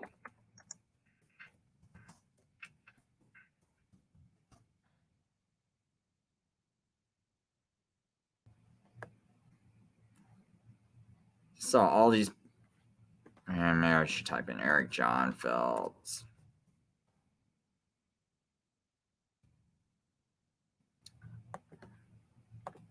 Or actually, I'm going to do it this way. Eric John Phelps. And I just started seeing all these other guys. Like that one guy that I played at the beginning of that video. Oh, yeah, him. See? Well, he didn't say he was a heretic. Now I guess he starts saying he's a heretic. Because I was about ready to make a video about you, buddy, because you're sitting there with saying that white power stuff, basically, in that one video. And you had Eric Phelps on your show. But this is what I tried warning all these people about that were hating me years ago. I was like, everyone was attacking me because I was saying, hey, I was trying to call Phelps out, and I was trying to say, hey, everyone needs to stop supporting him. Why can't you read a book yourself and quit supporting this guy? Like, this guy doesn't, like, you can't put like, oh, I got to have this knowledge and I want to feel special and I want to feel smart. And I got Eric Phelps, and Eric Phelps is like the known expert. I actually think that Eric Phelps' job was to do all this, have this image so he could take and connect Protestants back into that bigoted image. Because has anyone ever tried to talk about like the Vatican takeover America, and you walked around the street and tried to like, or you're at some political event and you walk up to someone and start talking to them? I bet very few. Most of these people just kind of like stay on their little YouTube channels and talk. Well, me personally, I actually go out, into large, into the street, everyday people. And I'm like, hey, can I tell you something about Abraham Lincoln, and explain all that and point out the books and what page numbers they can go to and things like that. That's why I know some of these page numbers are off the top of my head. And the one thing they'll throw at you is like you'll see that look on their face, and like every once in a while I'll hear someone go, "Oh, you sound like a bigot." I'm like, well, no, and I know a way of turning that around on them to where they start sounding like the horrible person, and because I start going into history and all that other stuff, and I know how to work this. Like it's like. I really dared someone. I did that to like a guy that was trying to run for office, and man, I had the crowd looking like treating him like, what's wrong with you? Now, at first the crowd was like, oh, they were like, yeah, I'd feel like kind of bigoted if I said that, and then the next thing I know, I got the crowd on my side. So I know how to like do these conversations where someone attacks me. But could you imagine if I was saying the stuff like them or connected to these people, and people knew I was connected to these people like Eric Phelps? And now if I try to say something like that and someone calls me a bigot, then they could just be like, oh, well, that Eric Phelps and you're connected to him. And then all of a sudden, man, if there's some BLM members out in that crowd, dude, I might get my head crushed in, or you might get your head crushed in. I'm telling people this stuff. Stay, like, why was it so hard not to see this coming, not to see that this dude might be a Jesuit? This might be part of the plan, is to have this guy promoted, seem like this expert, this like leader, and then have all you people connected to him. That way they can just crush you just like that, like they do Donald Trump. Like they do Donald Trump with less. Here you guys, you're making these comments, and you got this Eric Phelps making this comment. You're all connected with them. And you don't think that this is going to hurt you one day if they wanted to. I tell you one thing, what it does is it probably keeps you guys quiet. I doubt you guys are going out in public talking about this. And if you were, all someone's got to do is bring that up. And next thing you know, they bring up that and just bringing up that Eric Phelps stuff drowns out anything you're going to say. You're not going to get much further if someone ever connects you to Eric Phelps and that stuff that Eric Phelps is spouting out of his mouth. And these people and you people wanted to attack me like I'm the stupid one for over 10 years. So that's why I'm going after you guys, like Tom Perez, Jorg, all you people. It's like I don't know, man, like a mat. Oh yeah, Harry Katz. Here you go. You're one of them. You're promoting Eric Phelps. I mean, I'm sorry, man. I don't care who you are. It's like, why be stupid? Why get the Protestants associated with this when I don't know? As far as I go, my family goes, we're the ones that were against, slavery and things like that. I don't know what kind of breed of Protestantism you are, but remember the KKK was actually, in my opinion, and from my research, was started by the Vatican. And people are like, wait a minute, the Catholic, they hate Catholics. No. The best thing you can do is have an organization that's supposedly Protestant, hating Catholics, and then you do all these things in the Protestant name to tarnish it.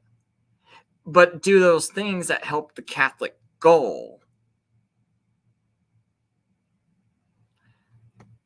And people just don't see it. Like, here's one. I think his name is Jose Luis de Jesus.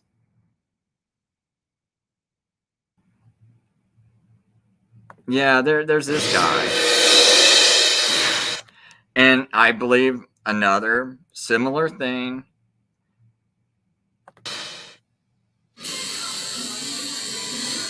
In a tattoo parlor on trendy South Beach, You did the 666 really big? Yeah. sat the daughter of the man who claims to be God. He's back. He's here to teach us that we should reign in life, that there is no sin. And today we're honoring him with a symbol. Joanne de Jesus is one of several dozen members of a religious sect called Creciendo en Gracia, or Growing in Grace.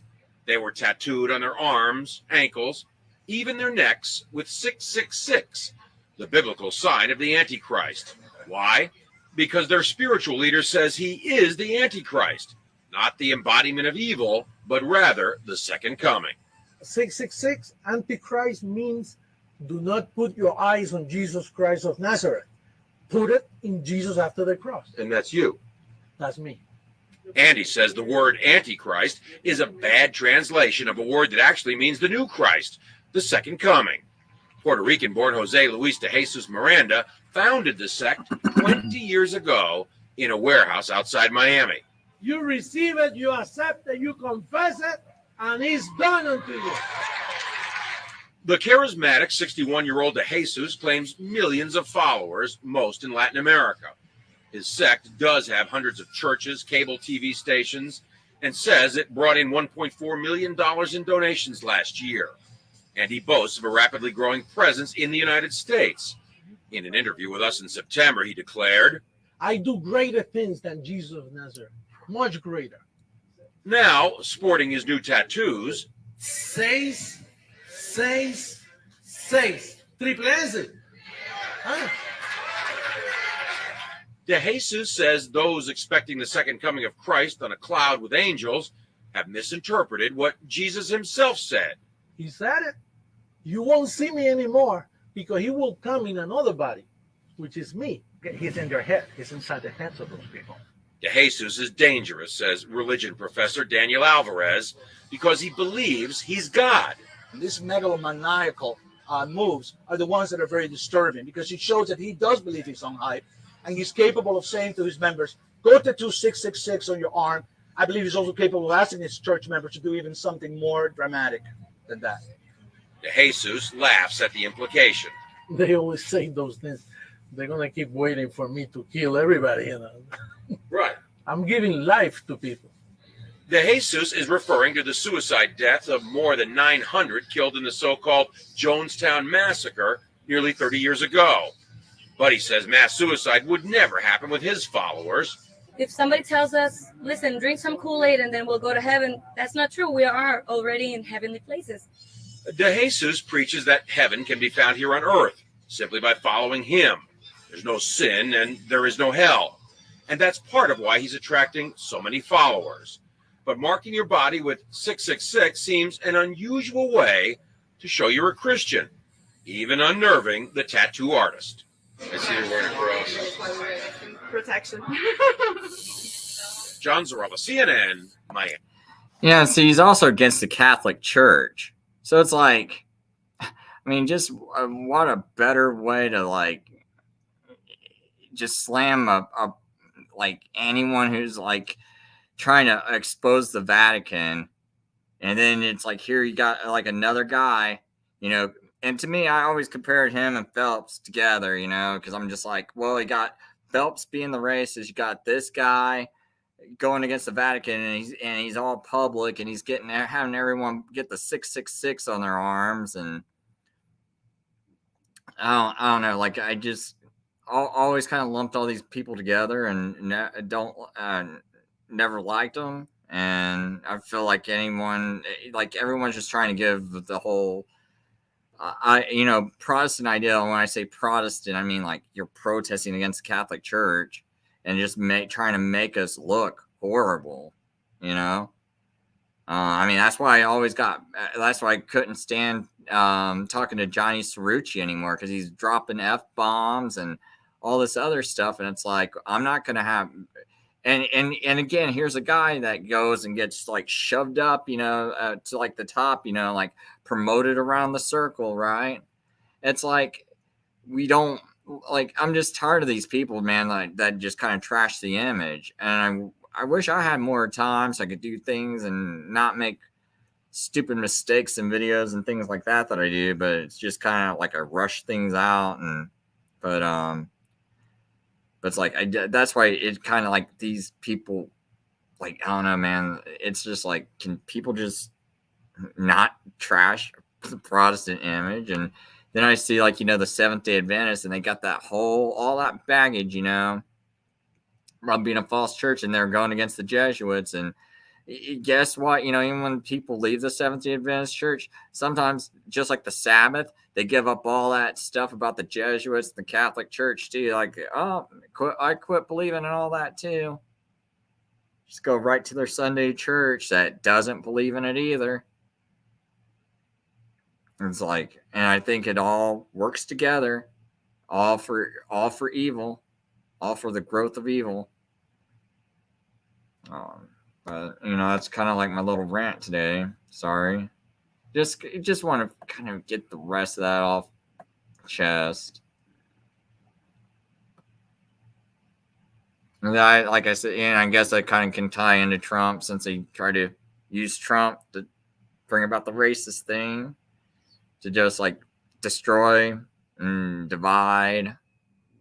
And the whole thing about this too is it divides and it destroys Protestant church growth. You know, it's like, just unnecessarily. But I think I'm not sure if I missed this. Okay, yeah, Abdurrahman says Brigham Young called Jesus Christ's blood redemption is nothing more than a dead dog, and the Pope called Jesus Christ a fable that prophet then the Antichrist spirit has to blaspheme against God. Jesus Christ's word mentioned the wheat and the tares, and have to be gathering on the day of judgment of Christ.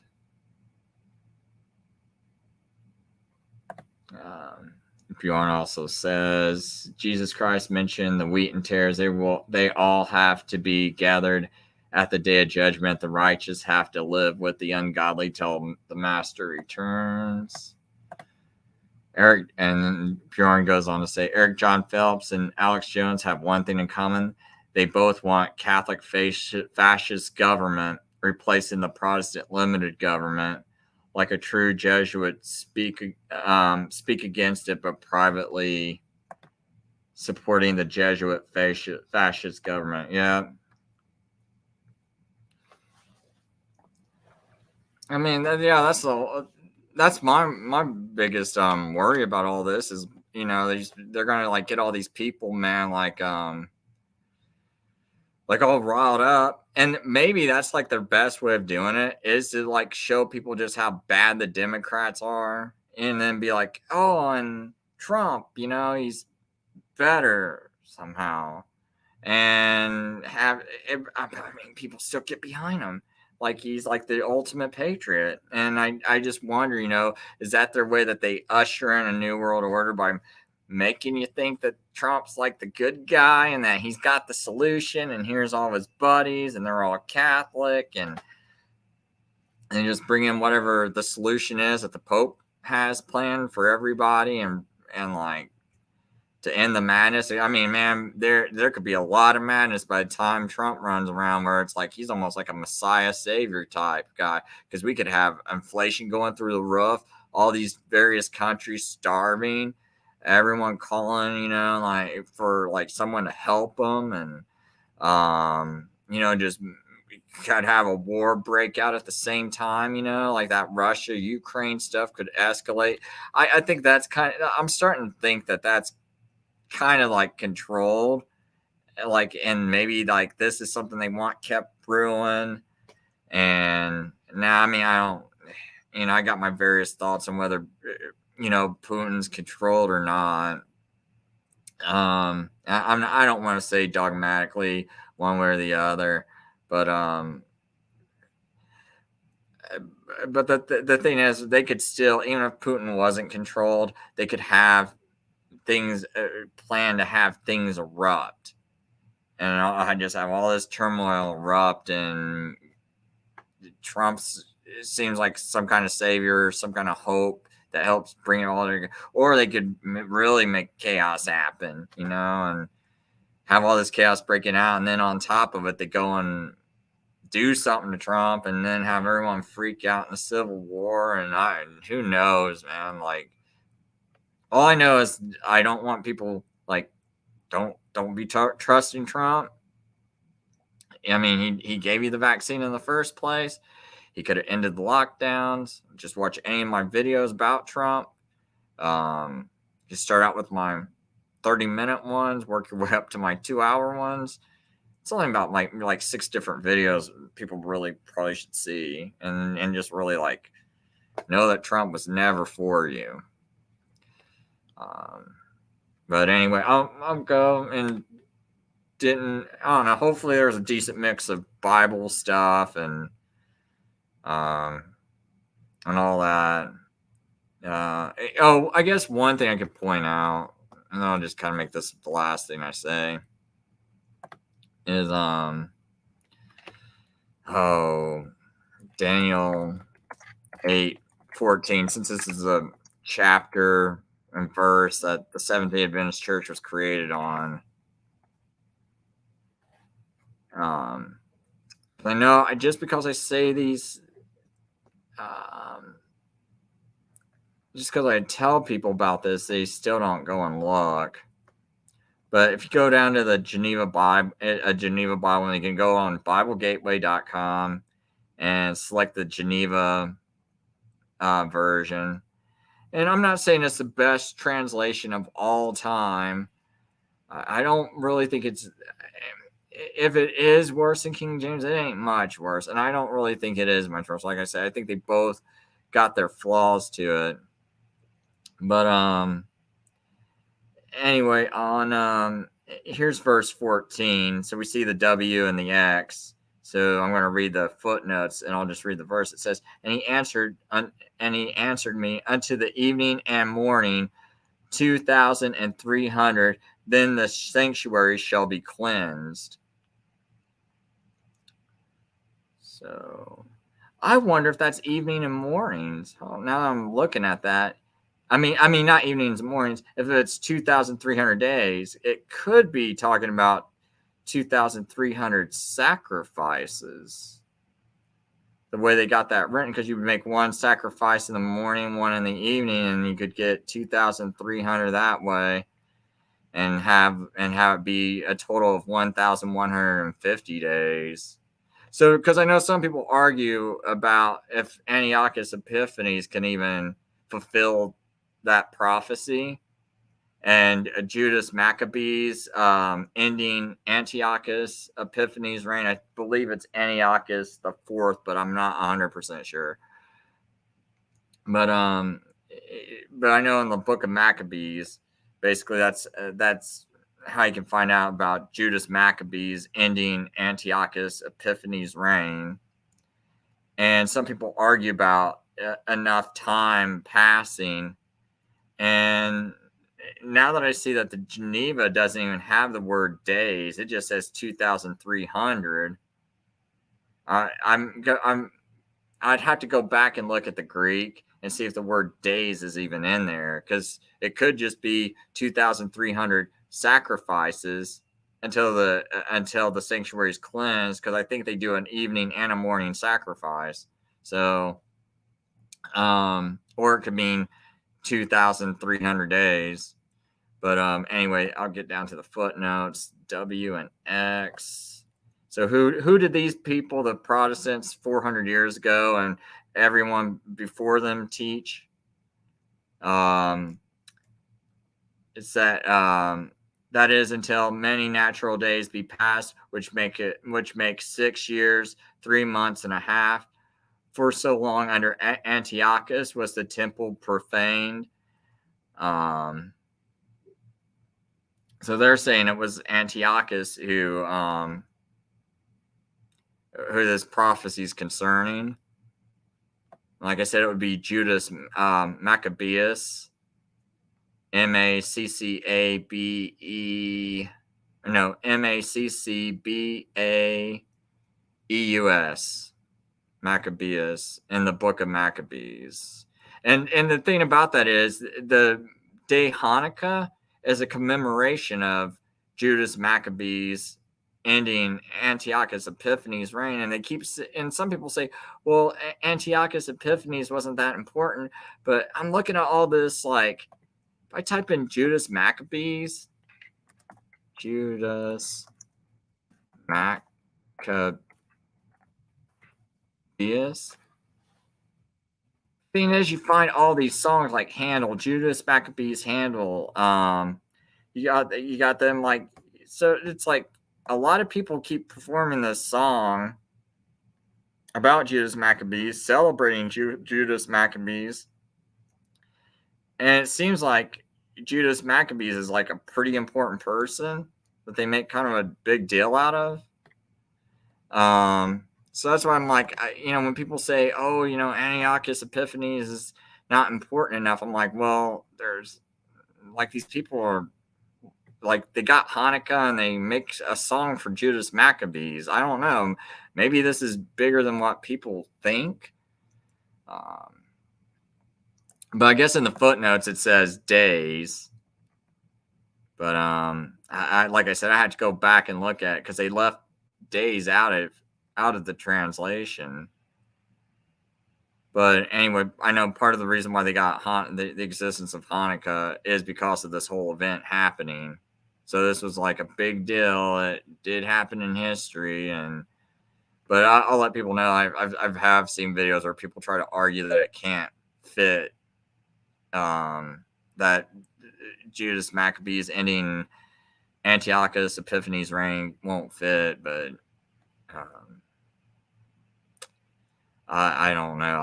I think it fits pretty good, to be honest, but maybe I'm just really stupid.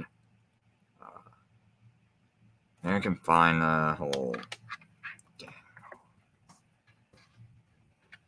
14 Judas.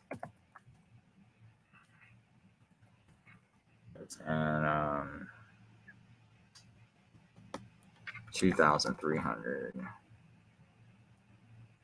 And then I'll put 1844.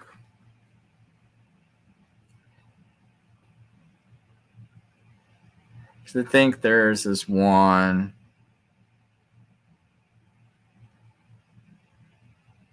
I do want to look this up later. But there was like an Adventist magazine. I was surprised that they posted this article. Oh, right here. Why the little horn of Daniel must be Antiochus Epiphanes. Like, so I'll just kind of read just a tiny bit of it because it was written by this guy named Winston McHarg. And he says, in 1978, I made the most difficult decision I ever had to make. In spite of my love for my church, my work, my family, and friends, I felt compelled by conscience to withdraw from the ministry of the Seventh-day Adventist Church. The main reason I took this traumatic, heart-wrenching step was that I had come to disbelieve my church's fundamental doctrine of pre-Advent investigative judgment. I love and admire what constitutes Adventism, but it seems to me that many think that the quest for truth is over, and now it is the time to retreat into their castle and defend this truth from the attacks of other Christians. I write this article not as a polemic against the Adventist Church, but as a call for Adventists to return to what I believe is the true essence of Adventism, a robust and uncompromising search for truth. What follows as constitutes is one of my main objections in the investigative judgment teaching. And then he just goes on to say, modern Bible commentators are almost unanimous in seeing the Greek king Antiochus IV Epiphanes as the fulfillment of the little horn of Daniel, chapter 8. Antiochus Epiphanes was an erratic, megalomaniac who made it his express purpose to eliminate the religion of Jehovah from the face of the earth. The history of this evil madman is graphically outlined in the two instrumental books of Maccabees, which describe a horrific period of desecration and bloodshed during the years 171 to 165 BC. So, I mean, it does fall right into that timeline that it needs to be, about like 6 years and 3 months. I think that's what the timeline's got to be, somewhere around that.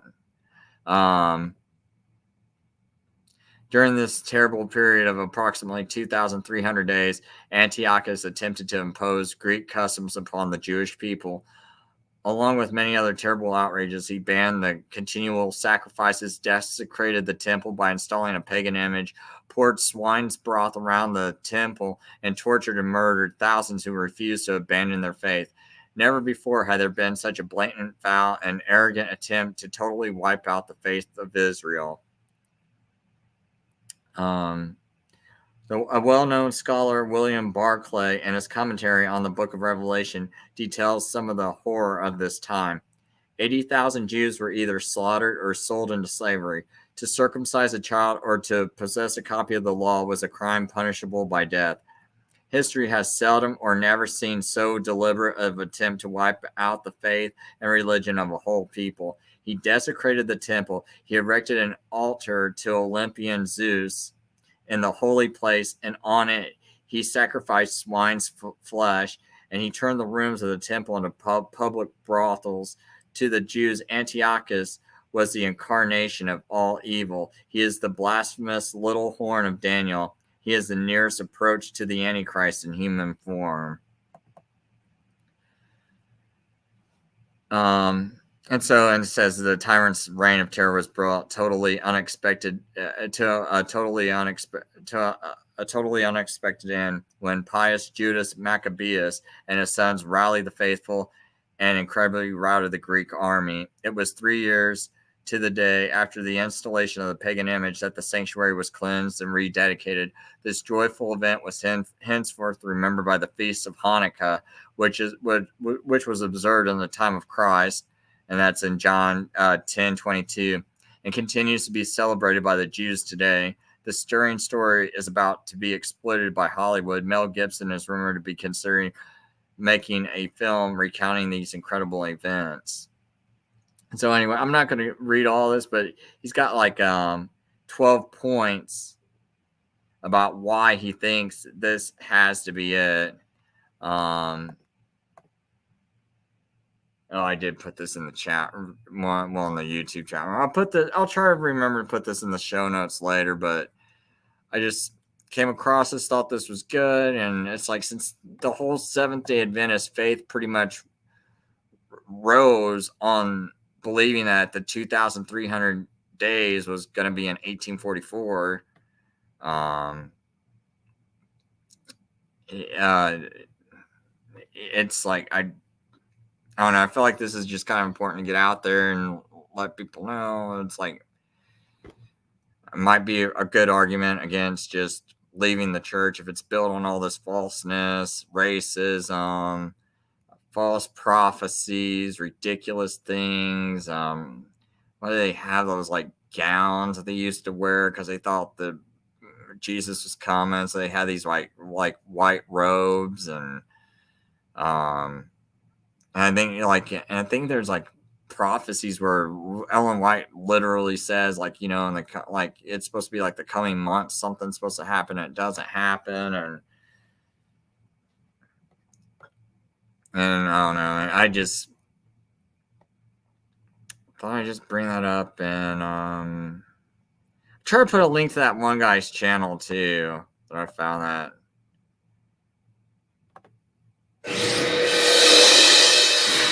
Oops. What was that called?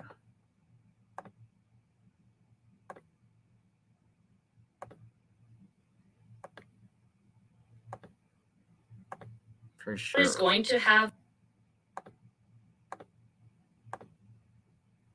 Oh yeah, Academia Apologia. I'll throw that in there because I mean, that guy does have some good videos. It's just sometimes I just don't like how he slams the Seventh-day Adventist. I think like some of his anti-Sabbath arguments are horrible, and I don't believe in. Just so people know this, I don't believe in trying to keep the commandments, because I believe like in a work salvation. I'm not saying that work salvation is wrong. To be honest, I'm studying the Bible. I don't know all these little things, right? I mean, pretty much what I understand it right now is, you know, Jesus died for my sins, and there's nothing I can do for salvation. But God does say, if you love me, keep my commandments. So I'm just kind of doing these things out of love, right? And I believe they've always existed. And I know they'll be like, hey, where is that in the New Testament that you should keep the Sabbath? Show me one thing where it says you should keep the Sabbath. Well, I don't see anything where it says you should, but all I do see is that they were keeping it, like in Acts. They kept it at least 84, 85 times in the book of Acts, where he has a chance to tell people, you know, that it's like, and the Jews and the Gentiles both came back the next Sabbath to hear him preach, right? So if they're both coming to hear him preach, why couldn't he just say, hey, you don't have to wait till next Sabbath, you can just come tomorrow, Sunday, because Sabbath's been done away with. Yay, we're no longer under the law. You can go kill, murder, everything you want to do, or whatever. Or you no longer have to have a day off a week. You no longer have to give your servants a day off. Everyone can work 7 days a week. Yeah. And work your animals 7 days a week. Because by the resurrection of Jesus, everybody's body has changed, and everyone can work 7 days a week. No one needs a day off. Isn't that great news, guys? He could have done that. But guess what? Some of them, their bosses might start working them 7 days a week, and maybe they wouldn't be able to make it next Sabbath because, heck, they got to work. They got obligations now. They got to work 70. See, I think the whole thing about them saying, oh, like these guys that preach about the Sabbath, they act like that's a bad thing. It's a good thing that the Sabbath exists, and it's a good thing that it's a commandment. You know why? That makes us feel like we got an obligation to keep it, and that obligation to keep it to please God also makes us make sure we take that day off, that we don't get too caught up in the world, and that we stop and for one day try to focus on God. Maybe we don't focus on God the whole day like we should, but at least we try to focus on him some. At least set that day apart where you're not working, you're not all caught up in work.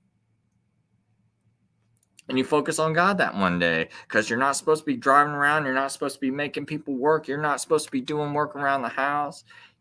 So you don't really have much else to do but focus on God, you know?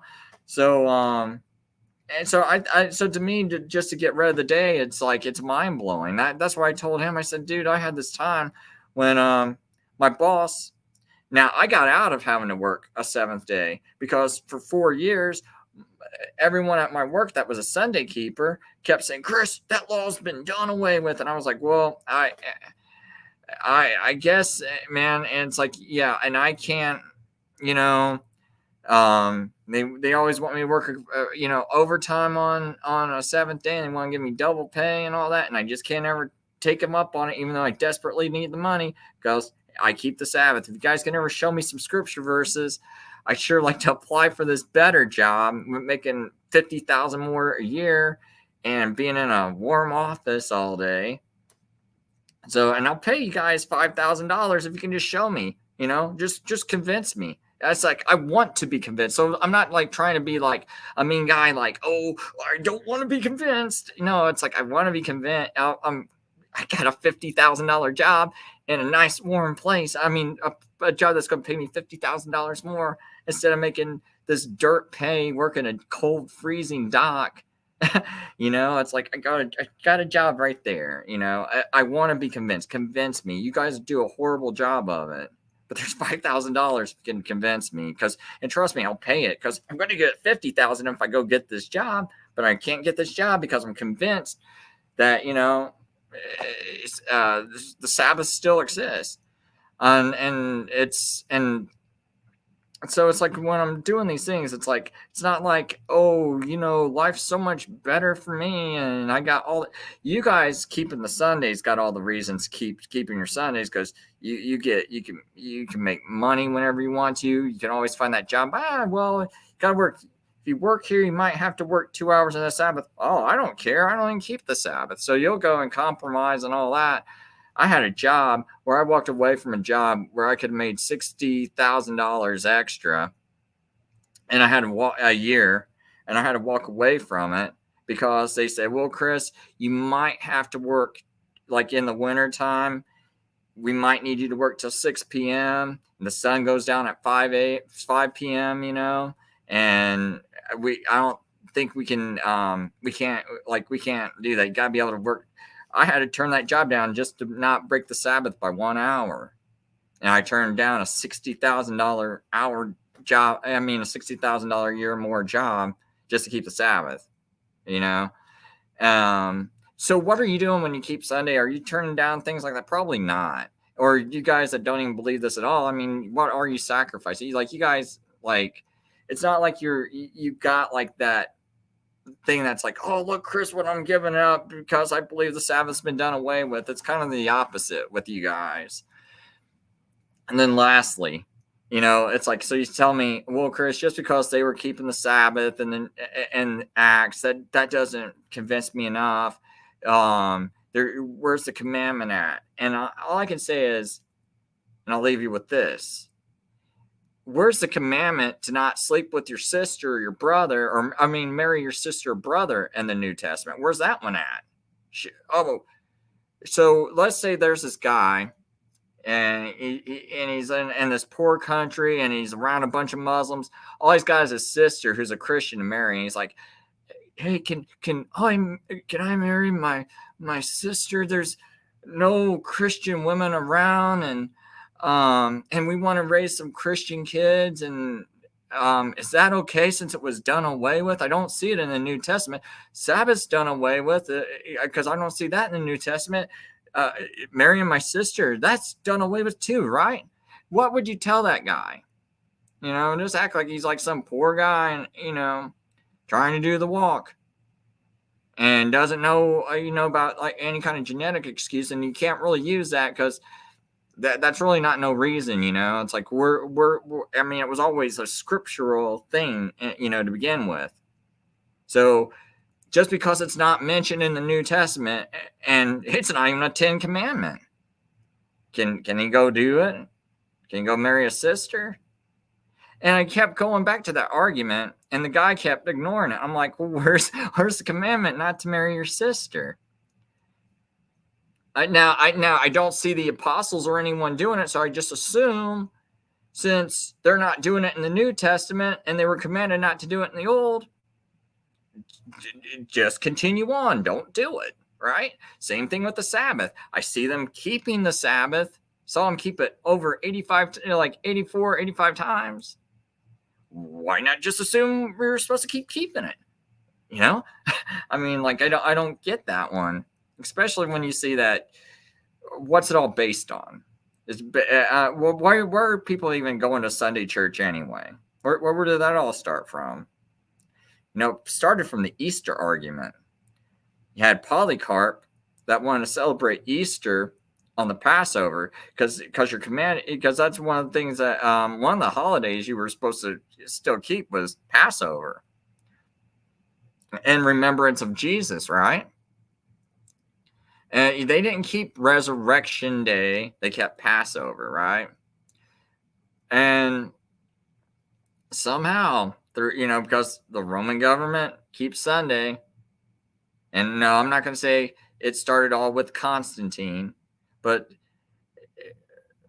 I believe he kind of solidified a practice that was already happening, because when you read the book of Revelations, they're already having trouble with the churches. Even in the other Gospels, you can see where Paul's got to go preach to Paul and others have to go preach to these people because their churches are having problems, right? So so you're already having it even before probably the New Testament. It's not even finished and they're already having issues because they're writing about things that were already happening in these churches.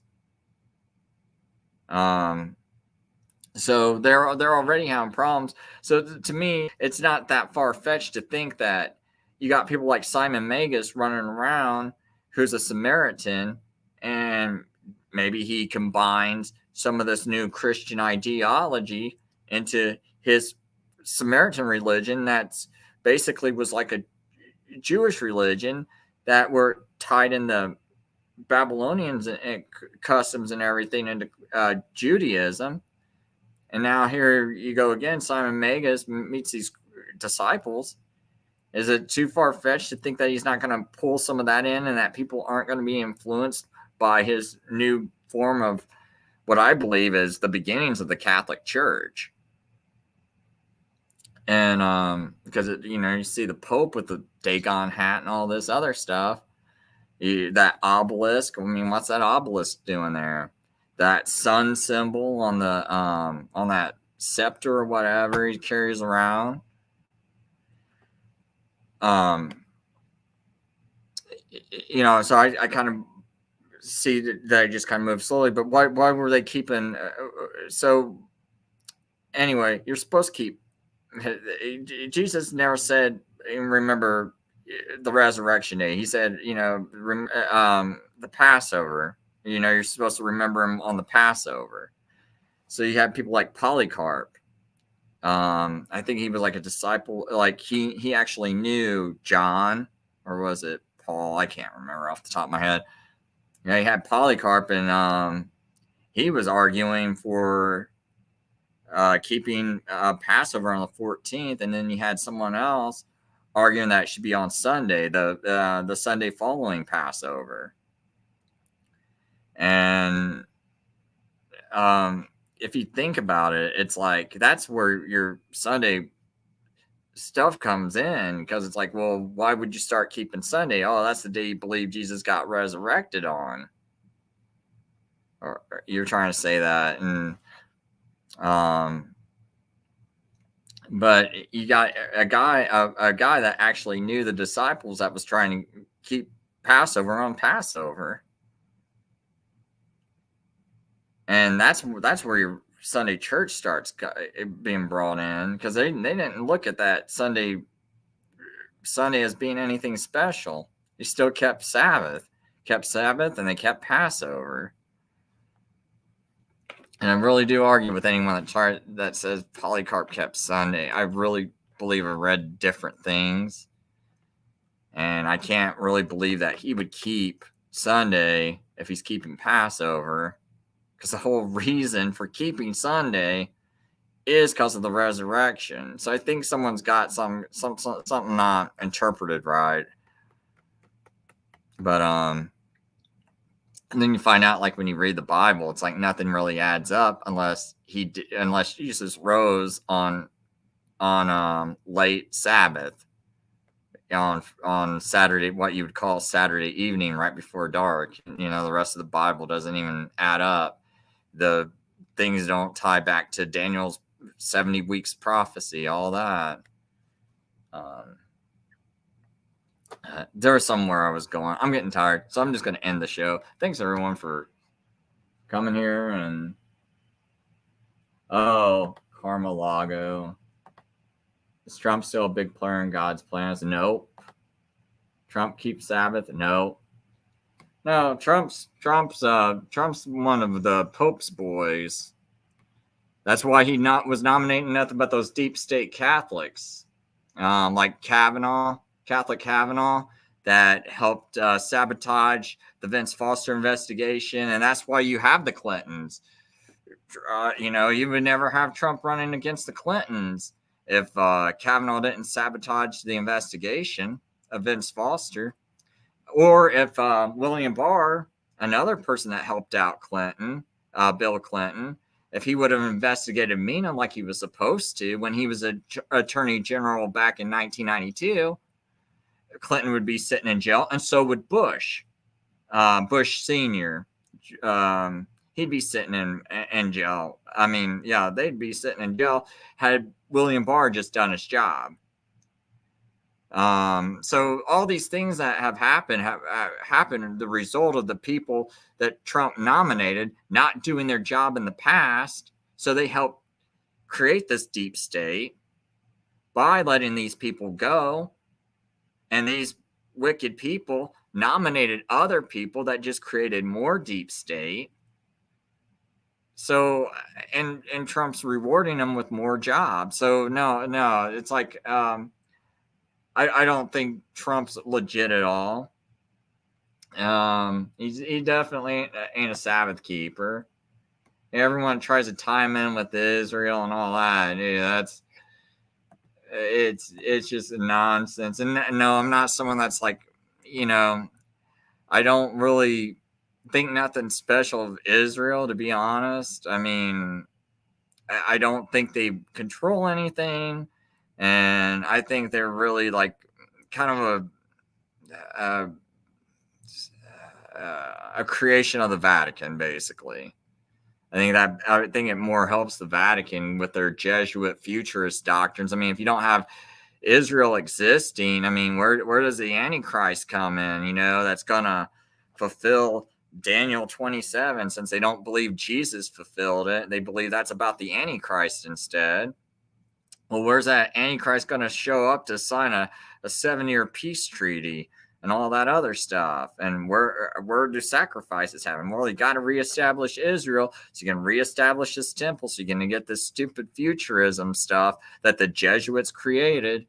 Because Israel doesn't exist. I mean, like, none of this stuff. I don't even think Israel exists without the Jesuits' help, to be honest.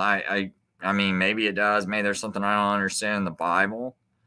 I mean, I did read one guy that was like a historicist back in, I think maybe the late 1700s, that seemed to predict Israel's, like Israel being created. But, who knows? I mean, like, that's one author I ran across. maybe it was like the early 1800s. I can't recall off the top of my head, but I mean, he predicted Israel's return, and so maybe he knows something, or maybe he might have been a Jesuit author posing as Protestant and trying to have some prediction, maybe get that in people's head that that's going to be part of a prophecy so they can have this whole futurism thing going. I guess to make it make more sense. So, but yeah, I mean, Trump was never. I mean, Trump might be a big player in God's plan, but it ain't a good player. I mean, it's like basically how God works all things for good for those who believe in God. Well, he'll take someone who's evil and try to work that to the good, But that doesn't mean that person's good. That just means he's going to work it to the good. Just like there's lots of bad people in the Bible that God worked for his glory and for his good and for our good, and use those people. And I think anyone who's awake should see this, what's about ready to happen, coming from miles away. But you see the Protestant church is very asleep. They're very blind. If they had, I really believe if they still had the Spirit of God, they would see the Antichrist. They would know it's the Pope. They would know it's the Papacy. They would see all these Catholics running, controlling everything, and how everything's starting to come together for them. Their power structure. I mean, look, who in the military, for instance, who left the military when they were given those mandatory Trump injections, those COVID shots? Well, was it the Catholics? Well, most Catholics stayed in the military and took the shot. You know why? Because their Pope said, go get the shot. You're doing good. It's a good thing. It's the Christian thing to do.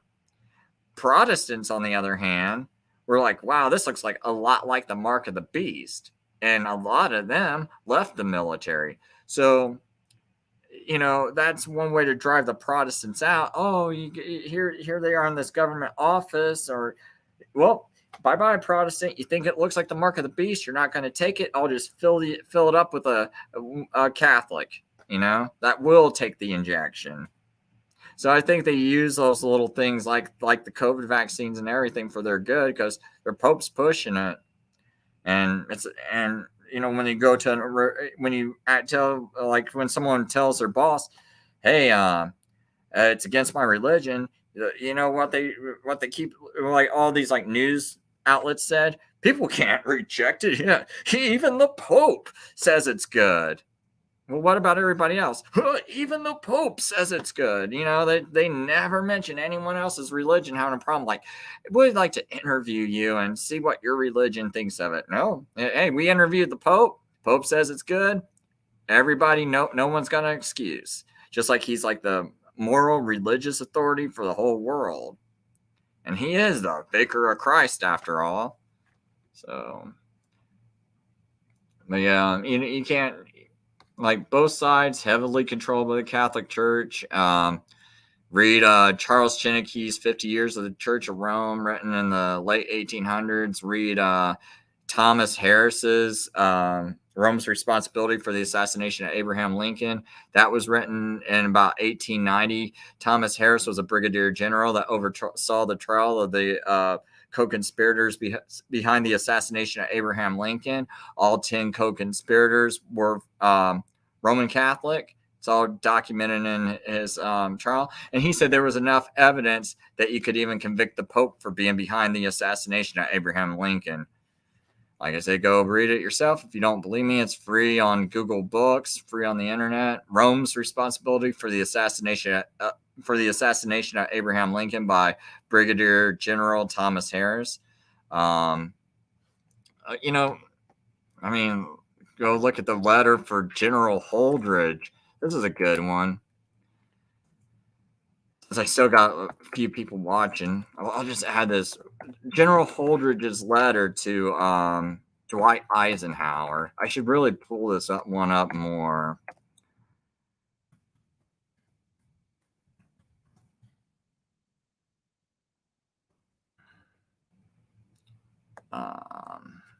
I think this is it.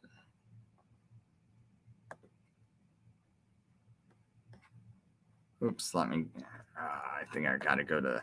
It's called The Pope's Commandos by General Herbert C. Holdridge. Letter to President Eisenhower on the topic of the Jesuits, and January 18th, 1959. So,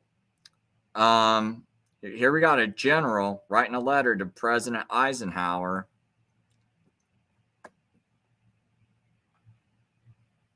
And he's asking to arrest and place in confinement and bring to immediate trial every Jesuit in the U.S. pretending to citizenship in the United States, and every public official who has collaborated with this public enemy on the charge of high treason. See, this is what I was trying to bring up. Back when, Trump was running for president the first time, I was like, man, if this guy really is for us, this is what you got to. These people should be brought to, should be charged for high treason for working with the Vatican. You don't sit there and nominate them. But he was nominating Jesuits. See, Holdridge had the right idea. We bring these people to trial for high treason. Trump, on the other hand, does the exact opposite. He's like, this guy needs to be nominated. This guy that helped Clinton stay out of jail needs to be nominated. And what did happen to that whole Clinton going to jail, lock her up? Oh, yeah. When the crowd started chanting it after Trump became president, he told him to shut up. You don't want that now. That played good before the election, but now, nah, you don't want that.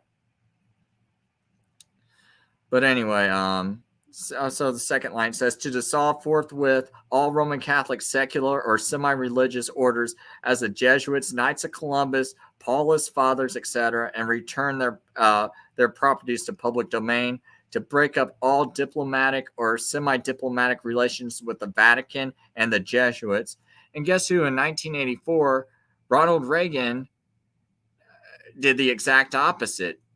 He created a Vatican embassy. And he got rid of the laws that were that ended the diplomatic ties. See, these laws were put in place after the assassination of Abraham Lincoln, and even right before Reagan removed those laws, there were papers that even said, like it was reported that, oh, what's he getting ready to do? Remove these laws that were put in place during the time of Abraham Lincoln's assassination. So it's not stuff I'm making up. You go look it up. I did show it on a previous show. But anyway, it says, to prevent the movement of finances from the United States to the Vatican and the Jesuits, to deport all Roman Catholics not citizens of the United States. See, today, what do? We leave that southern border open where 90% or more of those countries to the south of the border, or those countries to the south of the border are 90% or more Roman Catholic. See, that's why we don't keep the border shut. Everyone's like, why can't we control the border? Oh, we can control it. They leave it open because they're doing everything the opposite of what Herbert C. Holdridge suggested. So instead of deporting them, just leave that border open. So number 6, it says to close all Roman Catholic colleges and parochial schools until their curriculums can be resurveyed and brought into line with loyalty to our Constitution. So let's see here. It's kind of makes me think of that whole the Catholic takeover. Yeah, this article back in 2012, right after Obama got elected, the Catholic takeover of the U.S. is almost complete, by David Gibson, December 19th, 2012. And David Gibson, and I was the first person to report on this, man. And see, David Gibson goes to the same the same college Trump went to, Fordham University. So here's this guy from Fordham talking about the Catholic takeover of the United States is almost complete back in 2012. 4 years later, just happens to be a Fordham alumni named Donald Trump at this Jesuit school. And basically that whole COVID thing, that really helped the Catholic Church really take over. They got so much power now, the censorship, because got to keep people safe, got to keep down the misinformation. Well, who pushes that? Oh, the Pontifical Council for Culture. No. Let's see here. Pontifical Council.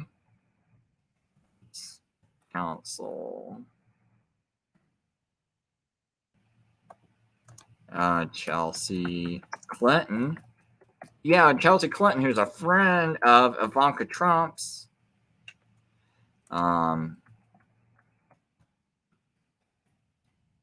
Censorship.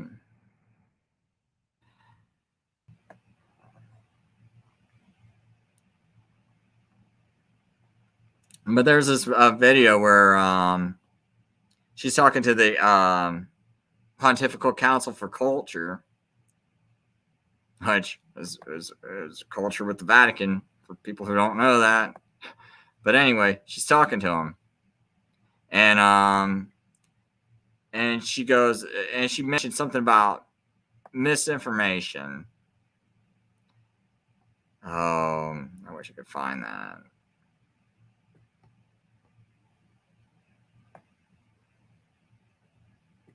Or maybe I should say misinformation. Misinformation.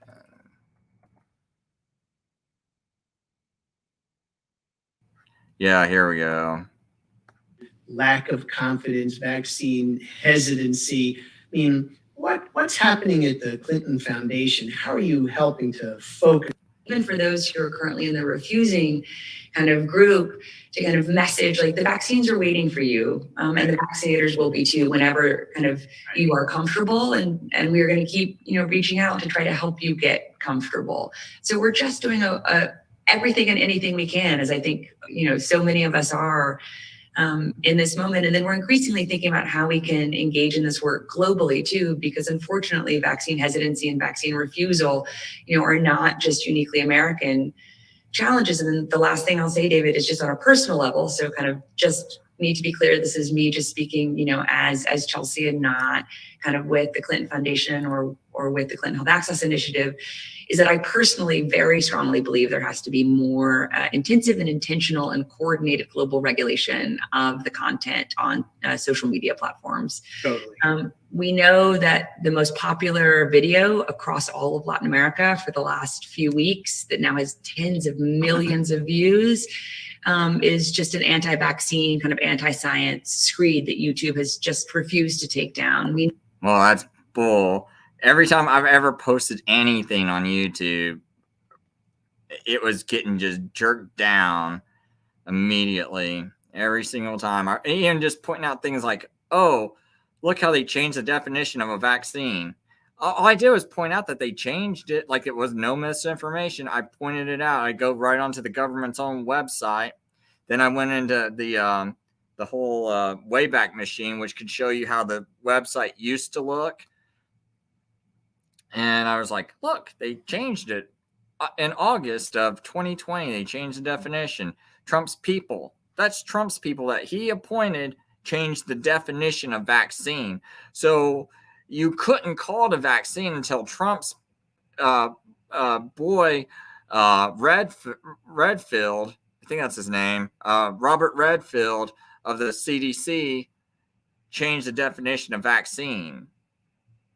Or maybe it was one of those other guys that Trump appointed. I don't know.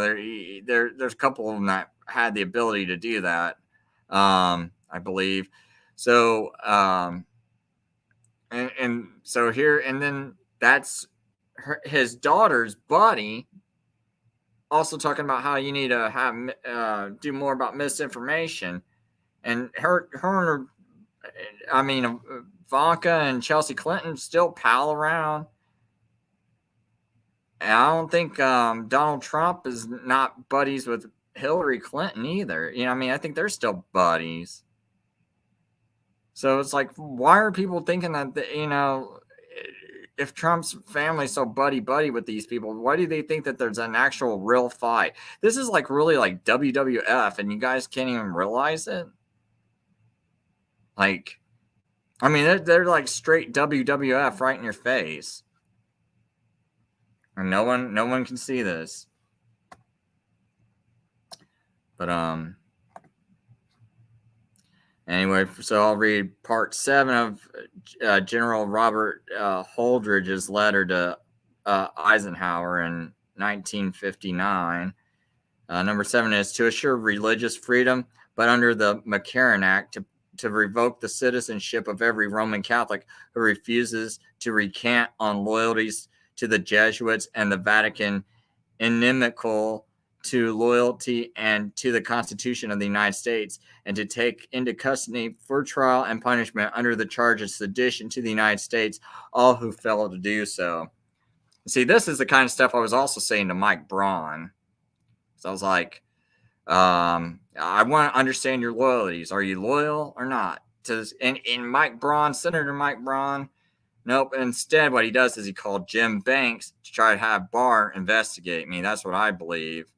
Or just have that stupid newspaper article sent out to try to intimidate me. Or just send a message. I don't think they even think I'm being really intimidated.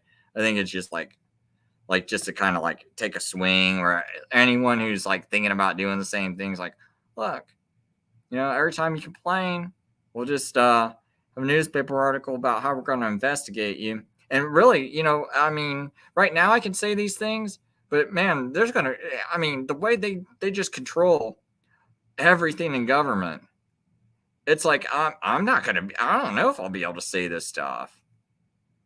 In fact, it kind of amazes me. They do have enough control. It's a matter of time. Like, what I think they want to do is they want to tighten a few things up. But I think something's coming. That's why I keep telling you guys, don't get yourself caught up in these people like Eric Phelps. Because when they do decide to bring that hammer down, dude, it's going to be real easy to knock you guys out.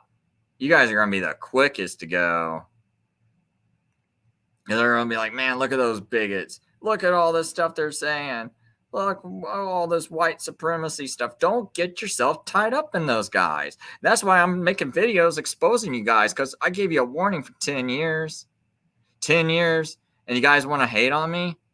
And that was it, man. I mean, once Jorg and Tom mouthed off to me, that's it. I'm going after all you guys.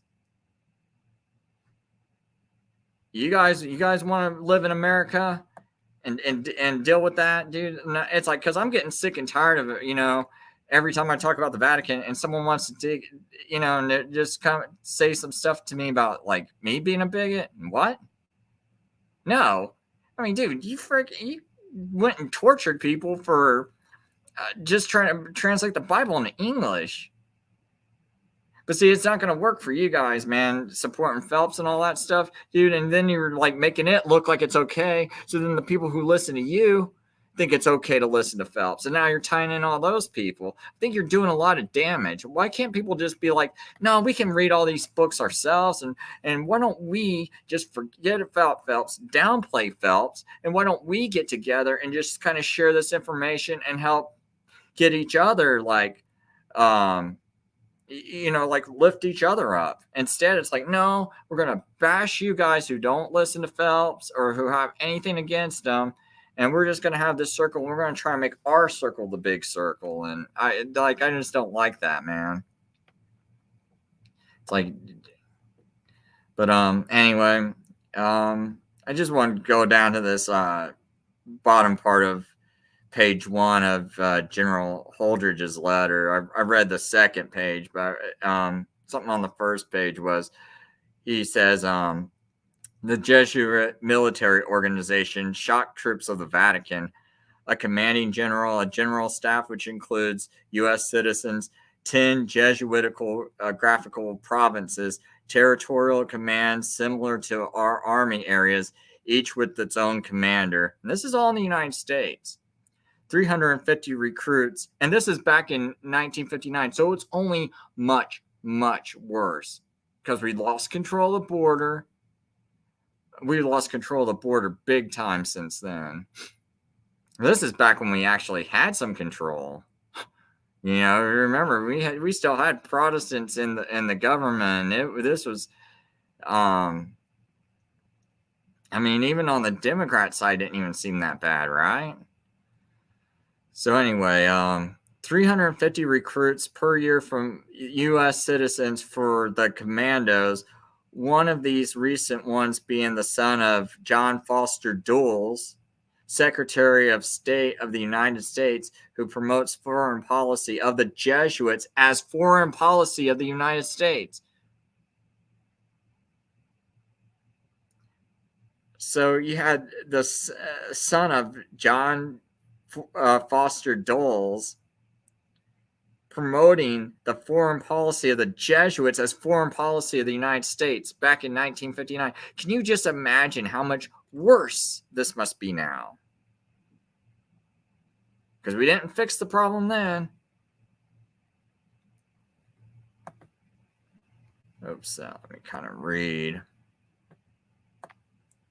this bottom part. So 6,000 commandos operating throughout the world with concentration on U.S. as a major prize of war.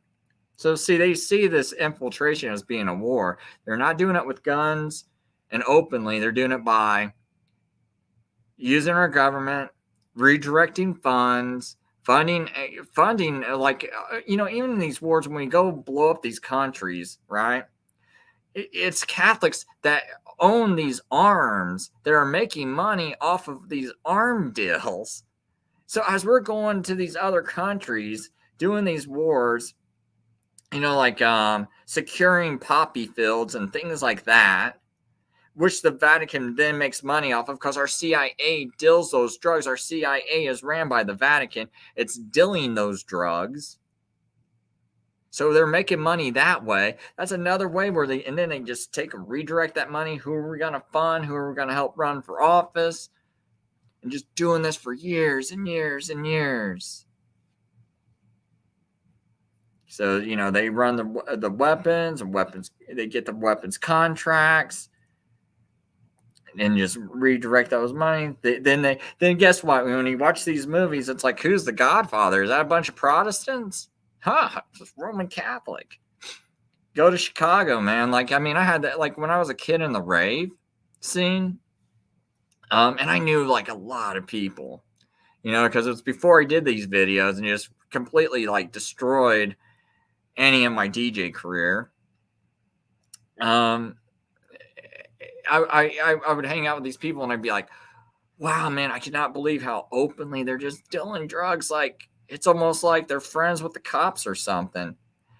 And it didn't dawn on me until years later when I started doing this research and I was like, oh, Chicago is very Catholic run, like the entire police force is Catholic run. My friends were Roman Catholics. No wonder. You know, I bet that's why. I mean, I can't say for 100% certain.